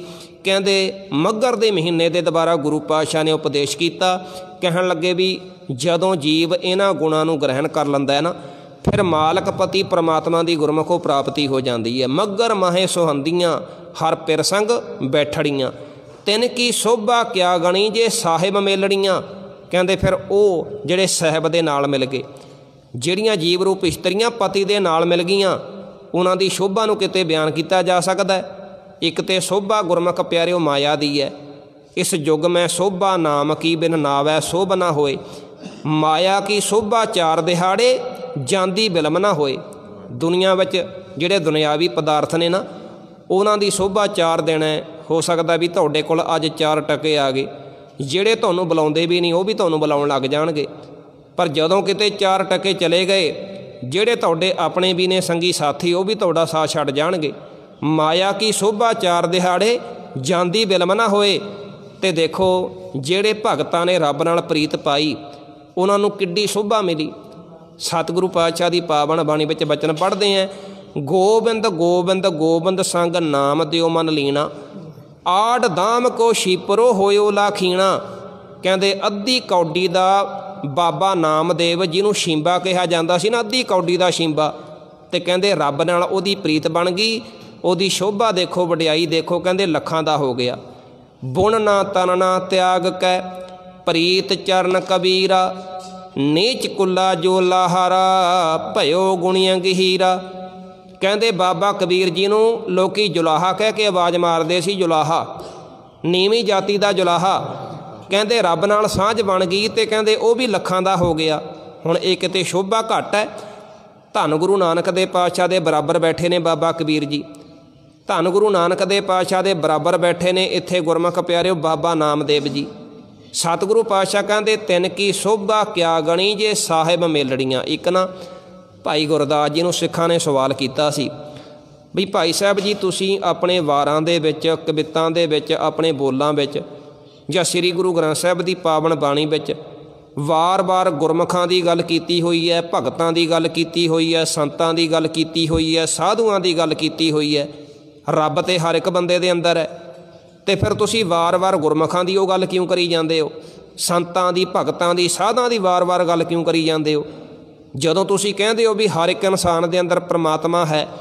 ਭਾਈ ਸਾਹਿਬ ਜੀ ਕਹਿੰਦੇ ਨਾ ਵੀ ਕਦੇ ਬਾਗ ਵਿੱਚ ਜਾਇਓ, ਉਹ ਗੱਲ ਦਾ ਜਵਾਬ ਦਿੰਦੇ ਨੇ, ਕਹਿੰਦੇ ਕਦੇ ਬਾਗ ਵਿੱਚ ਜਾਇਓ, ਬਾਗ ਦੇ ਵਿੱਚ ਜਾ ਕੇ ਆਪਾਂ ਹੁਣ ਮੰਨ ਲਓ ਵੀ ਆਪਣੇ ਅੱਖਾਂ ਦੇ ਸਾਹਮਣੇ ਇੱਕ ਅੰਬ ਦਾ ਬੂਟਾ ਹੈ, ਕਹਿਣ ਨੂੰ ਤੇ ਆਪਾਂ ਸਾਰੇ ਨੂੰ ਅੰਬ ਦਾ ਬੂਟਾ ਕਹਿੰਦੇ ਹਾਂ। ਆਪਾਂ ਕਹਿੰਦੇ ਨਾ ਵੀ ਆਹ ਅੰਬ ਲੱਗਿਆ ਹੋਇਆ, ਅੰਬ ਦਾ ਬੂਟਾ ਸਾਰੇ ਨੂੰ ਕਹਿੰਦੇ ਆ ਨਾ, ਪਰ ਅੰਬ ਦਾ ਸਵਾਦ ਕੋਈ ਬੰਦਾ ਜੇਕਰ ਕਹੇ ਵੇ ਪੱਤਾ ਤੋੜ ਕੇ ਮੂੰਹ ਵਿੱਚ ਪਾ ਲਾਂ ਅਤੇ ਅੰਬ ਦਾ ਸਵਾਦ ਆ ਜਾਏਗਾ ਤੇ ਆ ਜਾਏਗਾ? ਨਹੀਂ ਆਉਂਦਾ। ਜੇ ਅੰਬ ਦੇ ਬੂਟੇ ਤੋਂ ਪੱਤਾ ਤੋੜ ਕੇ ਮੂੰਹ ਵਿੱਚ ਕੋਈ ਬੰਦਾ ਪਾਏ, ਸੋਚੇ ਵੀ ਅੰਬ ਦਾ ਸਵਾਦ ਪੱਤੇ ਵਿੱਚੋਂ ਆਵੇਗਾ ਤੇ ਆਵੇਗਾ? ਕਦੇ ਨਹੀਂ ਆਉਂਦਾ। ਅਤੇ ਟਾਹਣੀ ਤੋੜ ਕੇ ਪਾਏ ਅੰਬ ਦੇ ਬੂਟੇ ਦੇ ਵਿੱਚੋਂ, ਅੰਬ ਦੇ ਬੂਟੇ ਤੋਂ ਟਾਹਣੀ ਤੋੜ ਕੇ ਮੂੰਹ ਵਿੱਚ ਪਾਏ, ਟਾਹਣੀ ਤੋਂ ਅੰਬ ਦਾ ਸਵਾਦ ਆਵੇਗਾ? ਨਹੀਂ ਆਵੇਗਾ। ਜਿਹੜਾ ਅੰਬ ਦਾ ਸਵਾਦ ਹੈ ਉਹ ਅੰਬ ਦੇ ਵਿੱਚੋਂ ਹੀ ਆਵੇਗਾ। ਭਾਈ ਸਾਹਿਬ ਜੀ ਕਹਿੰਦੇ ਸੱਜਣਾ, ਰੱਬ ਭਾਵੇਂ ਸਾਰਿਆਂ ਦੇ ਅੰਦਰ ਹੈ, ਪਰਮਾਤਮਾ ਭਾਵੇਂ ਸਾਰਿਆਂ ਦੇ ਅੰਦਰ ਹੈ, ਪਰ ਜਿਨ੍ਹਾਂ ਦੇ ਅੰਦਰ ਰਸ ਪ੍ਰਗਟ ਹੋ ਗਿਆ ਨਾ, ਉਹਨਾਂ ਦੇ ਕੋਲ ਬੈਠਿਆਂ ਫਿਰ ਰਸ ਆਉਂਦਾ। ਕਿਉਂਕਿ ਕਹਿਣ ਨੂੰ ਤੇ ਭਾਵੇਂ ਅੰਬ ਦਾ ਬੂਟਾ ਸਾਰਾ ਅੰਬ ਦਾ ਬੂਟਾ ਹੀ ਕਹਿੰਦੇ ਆ, ਟਾਹਣੀ ਵਿੱਚੋਂ ਸਵਾਦ ਨਹੀਂ ਆਉਂਦਾ, ਪੱਤੇ ਵਿੱਚੋਂ ਸਵਾਦ ਨਹੀਂ ਆਉਂਦਾ, ਪਰ ਅੰਬ ਦਾ ਸਵਾਦ ਕੇਵਲ ਅੰਬ ਦੇ ਵਿੱਚੋਂ ਹੀ ਆਉਂਦਾ। ਜਦੋਂ ਜਿਨ੍ਹਾਂ ਦੇ ਅੰਦਰ ਉਹ ਰਸ ਪੈਦਾ ਹੋ ਗਿਆ ਨਾ, ਪਰਮਾਤਮਾ ਪ੍ਰਗਟ ਹੋ ਗਿਆ, ਉਹਨਾਂ ਦੇ ਕੋਲ ਬੈਠਿਆਂ ਫਿਰ ਆਨੰਦ ਆਉਂਦਾ, ਰਸ ਆਉਂਦਾ। ਭਾਈ ਸਾਹਿਬ ਕਹਿੰਦੇ ਤਾਂ ਕਰਕੇ ਵਾਰ-ਵਾਰ ਫਿਰ ਉਹਨਾਂ ਦੀ ਗੱਲ ਕਰਨੀ ਪੈਂਦੀ ਹੈ। ਤਿੰਨ ਕੀ ਸ਼ੋਭਾ ਕਿਆ ਗਣੀ ਜੇ ਸਾਹਿਬ ਮੇਲੜੀਆਂ, ਤਨ ਮਨ ਮੌਲਿਆ ਰਾਮ ਸਿਉ ਸੰਗ ਸਾਧ ਸਹੇਲੜੀਆਂ। ਹਜ਼ੂਰ ਕਹਿੰਦੇ ਗੁਰੂ ਦੀ ਸੰਗਤ ਦੇ ਵਿੱਚ, ਸੰਤਾਂ ਦੀ ਸੰਗਤ ਦੇ ਵਿੱਚ ਜਿਹੜੇ ਜੁੜ ਕੇ ਸਿਫਤ ਸਲਾਹ ਕਰਦੇ ਨੇ, ਕਹਿੰਦੇ ਉਹਨਾਂ ਦਾ ਤਨ ਮਨ ਮੌਲਿਆ, ਤਨ ਮਨ ਵਿਗਾਸ ਦੇ ਵਿੱਚ ਆ ਜਾਂਦਾ। ਨਾਨਕ ਭਗਤਾਂ ਸਦਾ ਵਿਗਾਸ ਸੁਣਿਆ ਦੁੱਖ ਪਾਪ ਕਾ ਨਾਸ। ਤਨ ਮਨ ਮੌਲਿਆ ਰਾਮ ਸਿਉ ਸੰਗ ਸਾਧ ਸਹੇਲੜੀਆਂ, ਸਾਧ ਜਨਾਂ ਤੇ ਬਾਹਰੀ ਸੇ ਰਹਿਣ ਅਕੇਲੜੀਆਂ। ਸਾਧ ਜਨਾਂ ਤੇ ਬਾਹਰੀ, ਜਿਹੜੀਆਂ ਇਹ ਕਹਿ ਲਓ ਵੀ ਜਿਹੜੇ ਬੰਦੇ, ਜਿਹੜੇ ਮਨੁੱਖ ਨੇ ਖਸਮੇ ਰਹਿੰਦੇ ਨੇ, ਪਰਮਾਤਮਾ ਤੋਂ ਨੇ ਖਸਮੇ ਰਹਿ ਗਏ, ਗੁਰੂ ਦੀ ਸੰਗਤ ਦੇ ਵਿੱਚ ਨਹੀਂ ਜਾਣਾ। ਸਾਧ ਜਨਾਂ ਤੇ ਬਾਹਰੀ ਸੇ ਰਹਿਣ ਅਕੇਲੜੀਆਂ, ਅਤੇ ਕਹਿੰਦੇ ਉਹ ਇਕੱਲੇ ਦੇ ਇਕੱਲੇ ਹੀ ਰਹਿ ਜਾਂਦੇ ਨੇ। ਆਸਾ ਦੀ ਵਾਰ ਦੇ ਵਿੱਚ ਨਾ ਗੁਰੂ ਪਾਤਸ਼ਾਹ ਦਾ ਇੱਕ ਵਚਨ ਹੈ, ਨਾਨਕ ਗੁਰੂ ਨਾ ਚੇਤਨੀ ਮਨ ਆਪਣੇ ਸੁਚੇਤ, ਛੁੱਟੈ ਤਿਲ ਬਵਾੜ ਜਿਉਂ ਜਿਉਂ ਸੁੰਝੈ ਅੰਦਰ ਖੇਤ। ਕਹਿੰਦੇ ਇੱਕ ਖੇਤ ਦੇ ਵਿੱਚ ਨਾ ਕਿਸਾਨ ਨੇ ਤਿਲਾਂ ਦੇ ਬੂਟੇ ਲਾਏ ਹੋਏ ਸੀ, ਤਿਲਾਂ ਦੇ ਬੂਟੇ, ਅਤੇ ਤਿਲਾਂ ਦੇ ਬੂਟੇ ਦੇ ਲਾਗ ਇੱਕ ਲਾਗੇ ਇੱਕ ਬਵਾੜ ਦਾ ਬੂਟਾ ਉੱਗਿਆ ਸੀ। ਬਵਾੜ ਦਾ, ਜਿਹੜਾ ਬਵਾੜ ਦਾ ਬੂਟਾ ਹੁੰਦਾ ਹੈ ਨਾ, ਉਹਦੇ ਵਿੱਚ ਨਾ ਤਿਲ ਹੁੰਦੇ ਨੇ, ਨਾ ਫਲੀ ਹੁੰਦੀ ਆ, ਨਾ ਤਿਲ ਹੁੰਦਾ।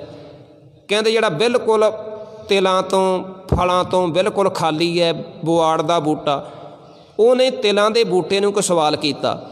ਕਹਿੰਦਾ ਵੀ ਵੇਖ, ਜ਼ਿੰਦਗੀ ਤਾਂ ਮੇਰੀ ਹੈ ਨਾ, ਜਿਹੜਾ ਜ਼ਿਮੀਂਦਾਰ ਹੈ ਜਿੰਨੀ ਕੁ ਵੱਟ ਤੈਨੂੰ ਕਰਦਾ ਅਤੇ ਉਨੀ ਕੁ ਵੱਟ ਮੈਨੂੰ ਕਰਦਾ, ਜਿੰਨੀ ਕੁ ਖੁਰਾਕ ਤੈਨੂੰ ਦਿੰਦਾ ਉਨੀ ਕੁ ਖੁਰਾਕ ਮੈਨੂੰ ਵੀ ਦਿੰਦਾ।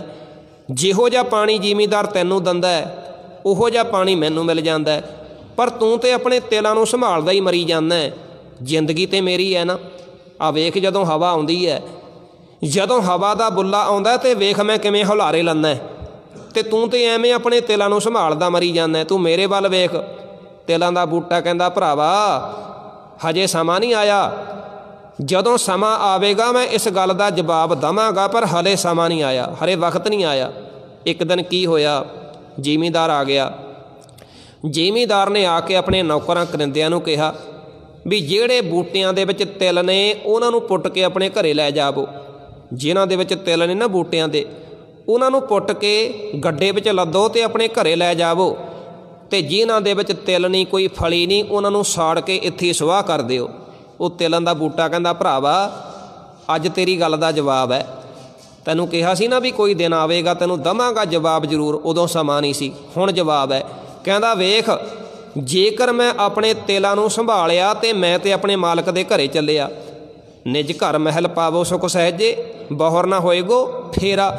ਜੇ ਮੈਂ ਆਪਣੇ ਤਿਲਾਂ ਨੂੰ ਸੰਭਾਲਿਆ ਅਤੇ ਮੈਂ ਤਾਂ ਅੱਜ ਆਪਣੇ ਮਾਲਕ ਦੇ ਘਰੇ ਚੱਲਿਆ, ਪਰ ਤੂੰ ਵੇਖ ਤੂੰ ਖੇਤ ਦੇ ਵਿੱਚ ਉੱਗਿਆ ਅਤੇ ਖੇਤ ਦੇ ਵਿੱਚ ਹੀ ਸੜ ਕੇ ਸੁਆਹ ਹੋ ਜਾਵੇਂਗਾ।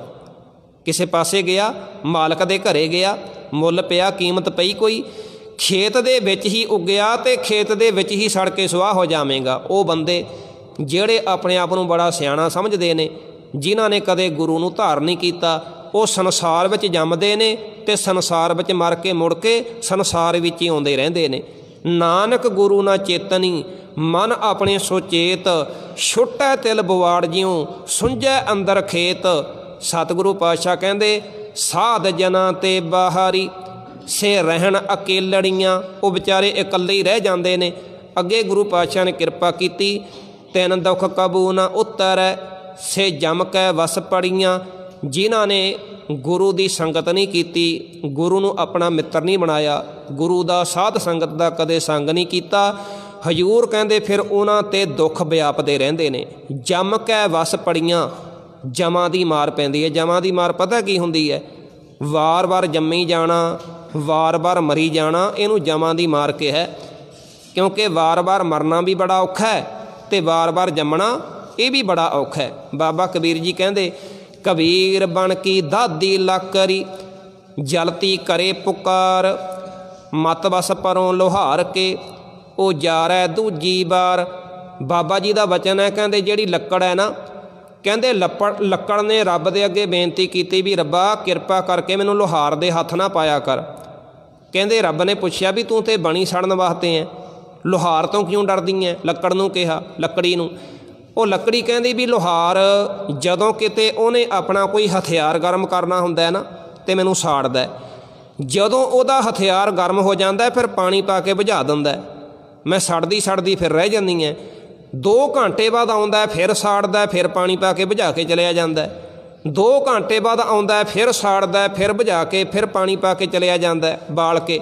ਕਹਿੰਦੀ ਵਾਰ ਵਾਰ ਮੈਨੂੰ ਸੜਨਾ ਪੈਂਦਾ, ਵਾਰ ਵਾਰ ਮੈਨੂੰ ਅੱਗ ਦਾ ਸੇਕ ਸਹਾਰਨਾ ਪੈਂਦਾ। ਬਾਬਾ ਜੀ ਕਹਿੰਦੇ ਕਮਲਿਆ ਜੰਗਲ ਦੀ ਲੱਕੜੀ ਤੋਂ ਸਿੱਖ।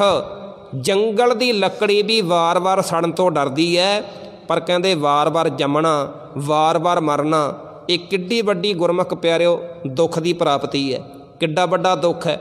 ਇਸੇ ਕਰਕੇ ਹਜ਼ੂਰ ਨੇ ਕਿਹਾ ਸੀ ਕਿ ਨਿਜ ਘਰ ਮਹਿਲ ਪਾਵੋ ਸੁਖ ਸਹਿਜੇ ਬਹੁਰ ਨਾ ਹੋਏਗੋ ਫੇਰਾ। ਅਤੇ ਇੱਕ ਦੁੱਖ ਰਾਮ ਰਾਏ ਕਾਟੋ ਮੇਰਾ, ਅਗਨ ਦਹੈ ਅਰ ਗਰਭ ਬਸੇਰਾ। ਮਰ ਮਰ ਜੰਮੈ ਮਰੈ ਫਿਰ ਜੰਮੈ, ਬਹੁਤ ਸਜਾਏ ਪਿਆ ਦੇਸ਼ ਲੰਮੈ। ਇਹਨੂੰ ਤੇ ਜਮਾਂ ਦੀ ਮਾਰ ਕੇ ਹੈ, ਇਹੀ ਤੇ ਜਮਾਂ ਦੀ ਮਾਰ ਹੈ। ਹਜ਼ੂਰ ਕਹਿਣ ਲੱਗੇ ਤਿੰਨ ਦੁੱਖ ਕਬੂ ਨਾ ਉਤਰੈ ਸੇ ਜਮ ਕੈ ਵਸ ਪੜੀਆਂ। ਜਿਨੀ ਰਾਵਿਆ ਪ੍ਰਭ ਆਪਣਾ ਸੇ ਦਿਸਣ ਨਿਤ ਖੜੀਆਂ। ਜਿਨ੍ਹਾਂ ਨੇ ਆਪਣੇ ਪਰਮਾਤਮਾ ਨੂੰ ਰਾਵਿਆ, ਰਾਵਿਆ ਦਾ ਭਾਵ ਜਿਹੜੀਆਂ ਰਮ ਗਈਆਂ ਵਿੱਚ, ਜਿਨ੍ਹਾਂ ਨੇ ਆਪਣੇ ਪਰਮਾਤਮਾ ਵਾਹਿਗੁਰੂ ਨੂੰ ਯਾਦ ਕੀਤਾ, ਕਹਿਣ ਲੱਗੇ ਸੇ ਦਿਸਣ ਨਿਤ ਖੜੀਆਂ। ਉਹ ਆਪਣੇ ਮਾਲਕ ਦੇ ਨਾਲ ਖੜੀਆਂ ਦਿਸਦੀਆਂ ਨੇ, ਉਹਨਾਂ ਨੂੰ ਆਪਣੇ ਮਾਲਕ ਦੀ ਸ਼ੌਹ ਦੀ ਪ੍ਰਾਪਤੀ ਹੋ ਗਈ। ਰਤਨ ਜਵੇਹਰ ਲਾਲ ਹਰ ਕੰਠ ਤਿਨਾਂ ਜੜੀਆਂ। ਮਾਲਕ ਦਾ ਜਿਹੜਾ ਨਾਮ ਹੈ ਨਾ ਉਹ ਇੱਕ ਹੀਰੇ ਦੀ ਤਰ੍ਹਾਂ, ਲਾਲ ਦੀ ਤਰ੍ਹਾਂ, ਜਵੇਹਰ ਦੀ ਤਰ੍ਹਾਂ। ਕਹਿੰਦੇ ਆਪਣੇ ਕੰਠ ਦੇ ਵਿੱਚ ਮਾਲਕ ਪਰਮਾਤਮਾ ਦੇ ਨਾਮ ਨੂੰ ਉਹਨਾਂ ਨੇ ਗਹਿਣਾ ਬਣਾ ਕੇ ਪਾ ਲਿਆ। ਗਹਿਣਾ ਬੀਬੀਆਂ ਗਲ ਦੇ ਵਿੱਚ ਗਹਿਣਾ ਪਾਉਂਦੀਆਂ ਨੇ ਨਾ, ਗਹਿਣਾ ਕਹਿੰਦੇ ਜਿਹੜੇ ਭਗਤ ਨੇ ਨਾ, ਭਗਤਾਂ ਨੇ ਪਰਮਾਤਮਾ ਦੇ ਨਾਮ ਨੂੰ ਹੀਰਾ ਸਮਝ ਕੇ, ਰਤਨ ਸਮਝ ਕੇ, ਜਵੇਹਰ ਸਮਝ ਕੇ ਇੱਕ ਗਲ ਦਾ ਆਪਣੇ ਹਾਰ ਬਣਾਇਆ ਹੋਇਆ। ਬਾਬਾ ਕਬੀਰ ਜੀ ਦਾ ਇੱਕ ਬੜਾ ਪਿਆਰਾ ਬਚਨ ਹੈ।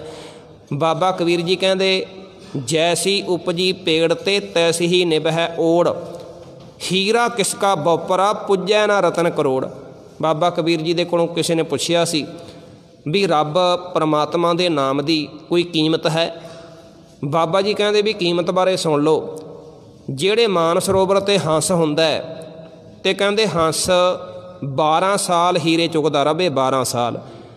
ਕਹਿੰਦੇ 12 ਸਾਲ ਜੇਕਰ ਹੰਸ ਹੀਰਾ ਚੁਗਦਾ ਹੈ ਅਤੇ ਫਿਰ 12 ਸਾਲ ਤੋਂ ਬਾਅਦ ਉਹਦੇ ਪੇਟ ਦੇ ਵਿੱਚ ਰਤਨ ਪੈਦਾ ਹੁੰਦਾ ਅਤੇ ਕਹਿੰਦੇ 12 ਸਾਲ ਦੇ ਚੁਗੇ ਹੋਏ ਹੀਰਿਆਂ ਦਾ ਮੁੱਲ ਵੇਖ ਲਓ।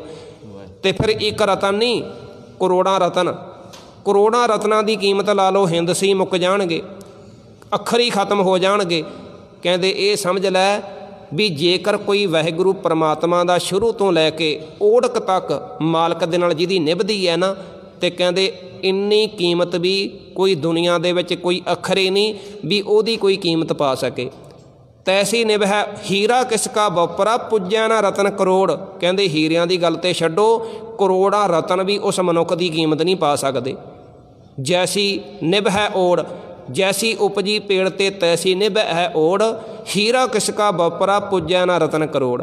ਰਤਨ ਜਵੇਹਰ ਲਾਲ ਹਾਰ, ਕੰਠ ਤਿਨਾ ਜੜੀਆਂ, ਨਾਨਕ ਬਾਛੈ ਧੂੜ ਤਿੰਨ, ਪ੍ਰਭ ਸ਼ਰਨੀ ਦਰ ਪੜੀਆਂ। ਹਜ਼ੂਰ ਕਹਿੰਦੇ ਵੀ ਉਹ ਜਿਹੜੇ ਸਿੱਖ ਨੇ ਨਾ, ਉਹ ਜਿਹੜੇ ਜਨ ਨੇ, ਭਗਤ ਨੇ, ਸੇਵਕ ਨੇ, ਮੈਨੂੰ ਉਹਨਾਂ ਦੇ ਚਰਨਾਂ ਦੀ ਫਿਰ ਧੂੜ ਚਾਹੀਦੀ ਹੈ। ਨਾਨਕ ਬਾਛੈ ਧੂੜ ਤਿੰਨ, ਪ੍ਰਭ ਸ਼ਰਨੀ ਦਰ ਪੜੀਆਂ। ਜਿਹੜੇ ਆਪਣੇ ਮਾਲਕ ਦੇ ਸ਼ਰਨ ਵਿੱਚ ਚਲੇ ਗਏ। ਗੁਰੂ ਰਾਮਦਾਸ ਪਾਤਸ਼ਾਹ ਦਾ ਇੱਕ ਵਚਨ ਹੈ, ਗੁਰ ਸਤਿਗੁਰ ਕਾ ਜੋ ਸਿੱਖ ਅਖਾਏ, ਸੋ ਭਲ ਕੇ ਉਠ ਹਰ ਨਾਮ ਧਿਆਵੈ, ਉਦਮ ਕਰੇ ਭਲ ਕੇ ਪ੍ਰਭਾਤੀ, ਇਸ਼ਨਾਨ ਕਰੇ ਅੰਮ੍ਰਿਤਸਰ ਨਹਾਵੈ, ਫਿਰ ਚੜ੍ਹੇ ਦਿਵਸ ਗੁਰਬਾਣੀ ਗਾਵੈ, ਵਹਿੰਦਿਆਂ ਉੱਠਦਿਆਂ ਹਰ ਨਾਮ ਧਿਆਵੈ।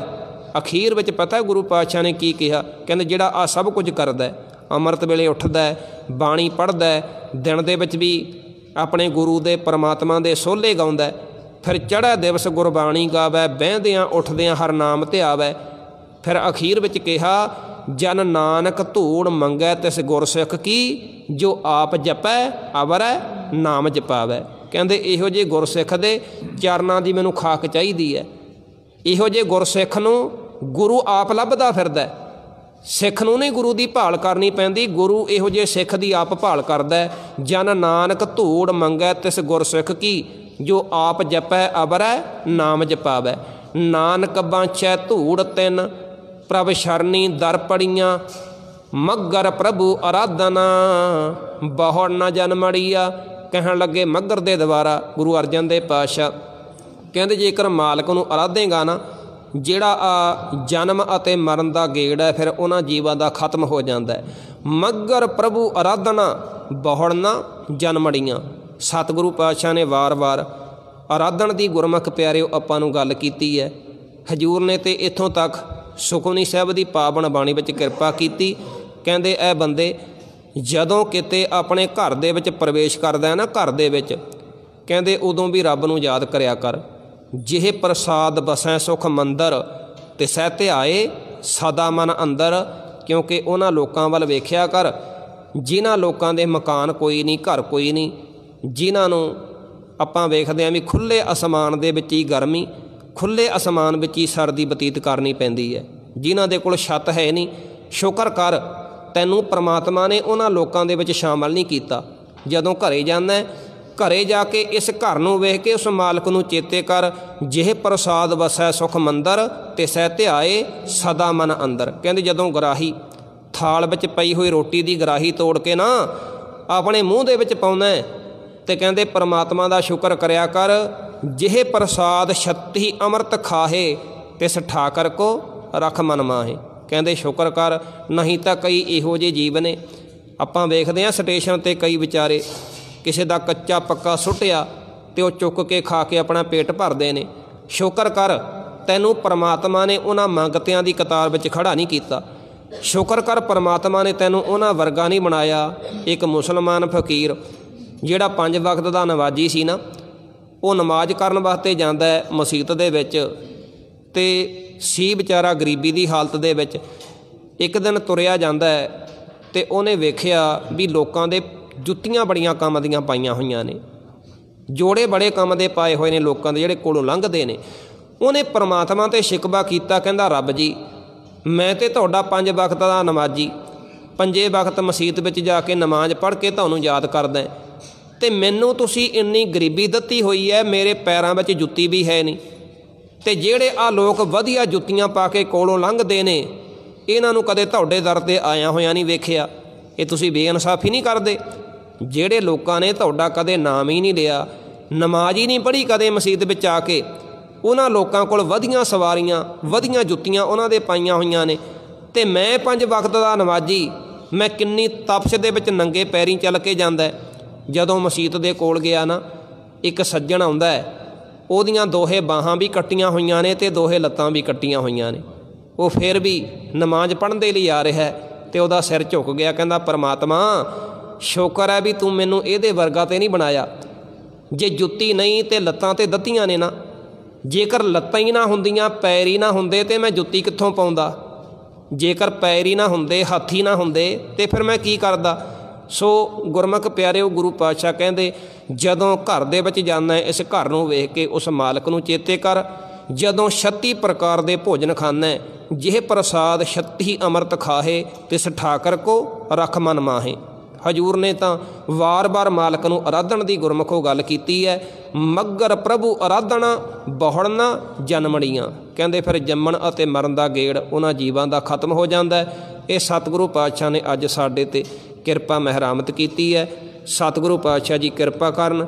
ਜੋ ਮੱਘਰ ਦਾ ਮਹੀਨਾ ਪ੍ਰਾਰੰਭ ਹੋਇਆ, ਸਮੁੱਚੀਆਂ ਸੰਗਤਾਂ ਦੇ ਲਈ ਸੁੱਖਾਂ ਭਰਿਆ, ਸ਼ਾਂਤੀ ਭਰਿਆ ਸਤਿਗੁਰੂ ਪਾਤਸ਼ਾਹ ਜੀ ਬਤੀਤ ਕਰਾਉਣ। ਜੋ ਆਪ ਦੀਆਂ ਇਛਾਵਾਂ ਨੇ, ਭਾਵਨਾਵਾਂ ਨੇ, ਸਤਿਗੁਰੂ ਪਾਤਸ਼ਾਹ ਜੀ ਆਪਣੇ ਦਰੋਂ ਘਰੋਂ ਸੰਪੂਰਨ ਕਰਨ। ਚੜ੍ਹਦੀ ਕਲਾ ਦੀ ਸਤਿਗੁਰੂ ਪਾਤਸ਼ਾਹ ਜੀ ਦਾਤ ਬਖਸ਼ਿਸ਼ ਕਰਨ। ਆਓ 1-2 ਮਿੰਟ ਦਾ ਸਮਾਂ ਸਤਿਗੁਰੂ ਪਾਤਸ਼ਾਹ ਦੀ ਹਜ਼ੂਰੀ ਵਿੱਚ ਆਪਾਂ ਰਸਨਾ ਪਵਿੱਤਰ ਕਰਨ ਦਾ ਯਤਨ ਕਰੀਏ ਜੀ। ਸਤਿ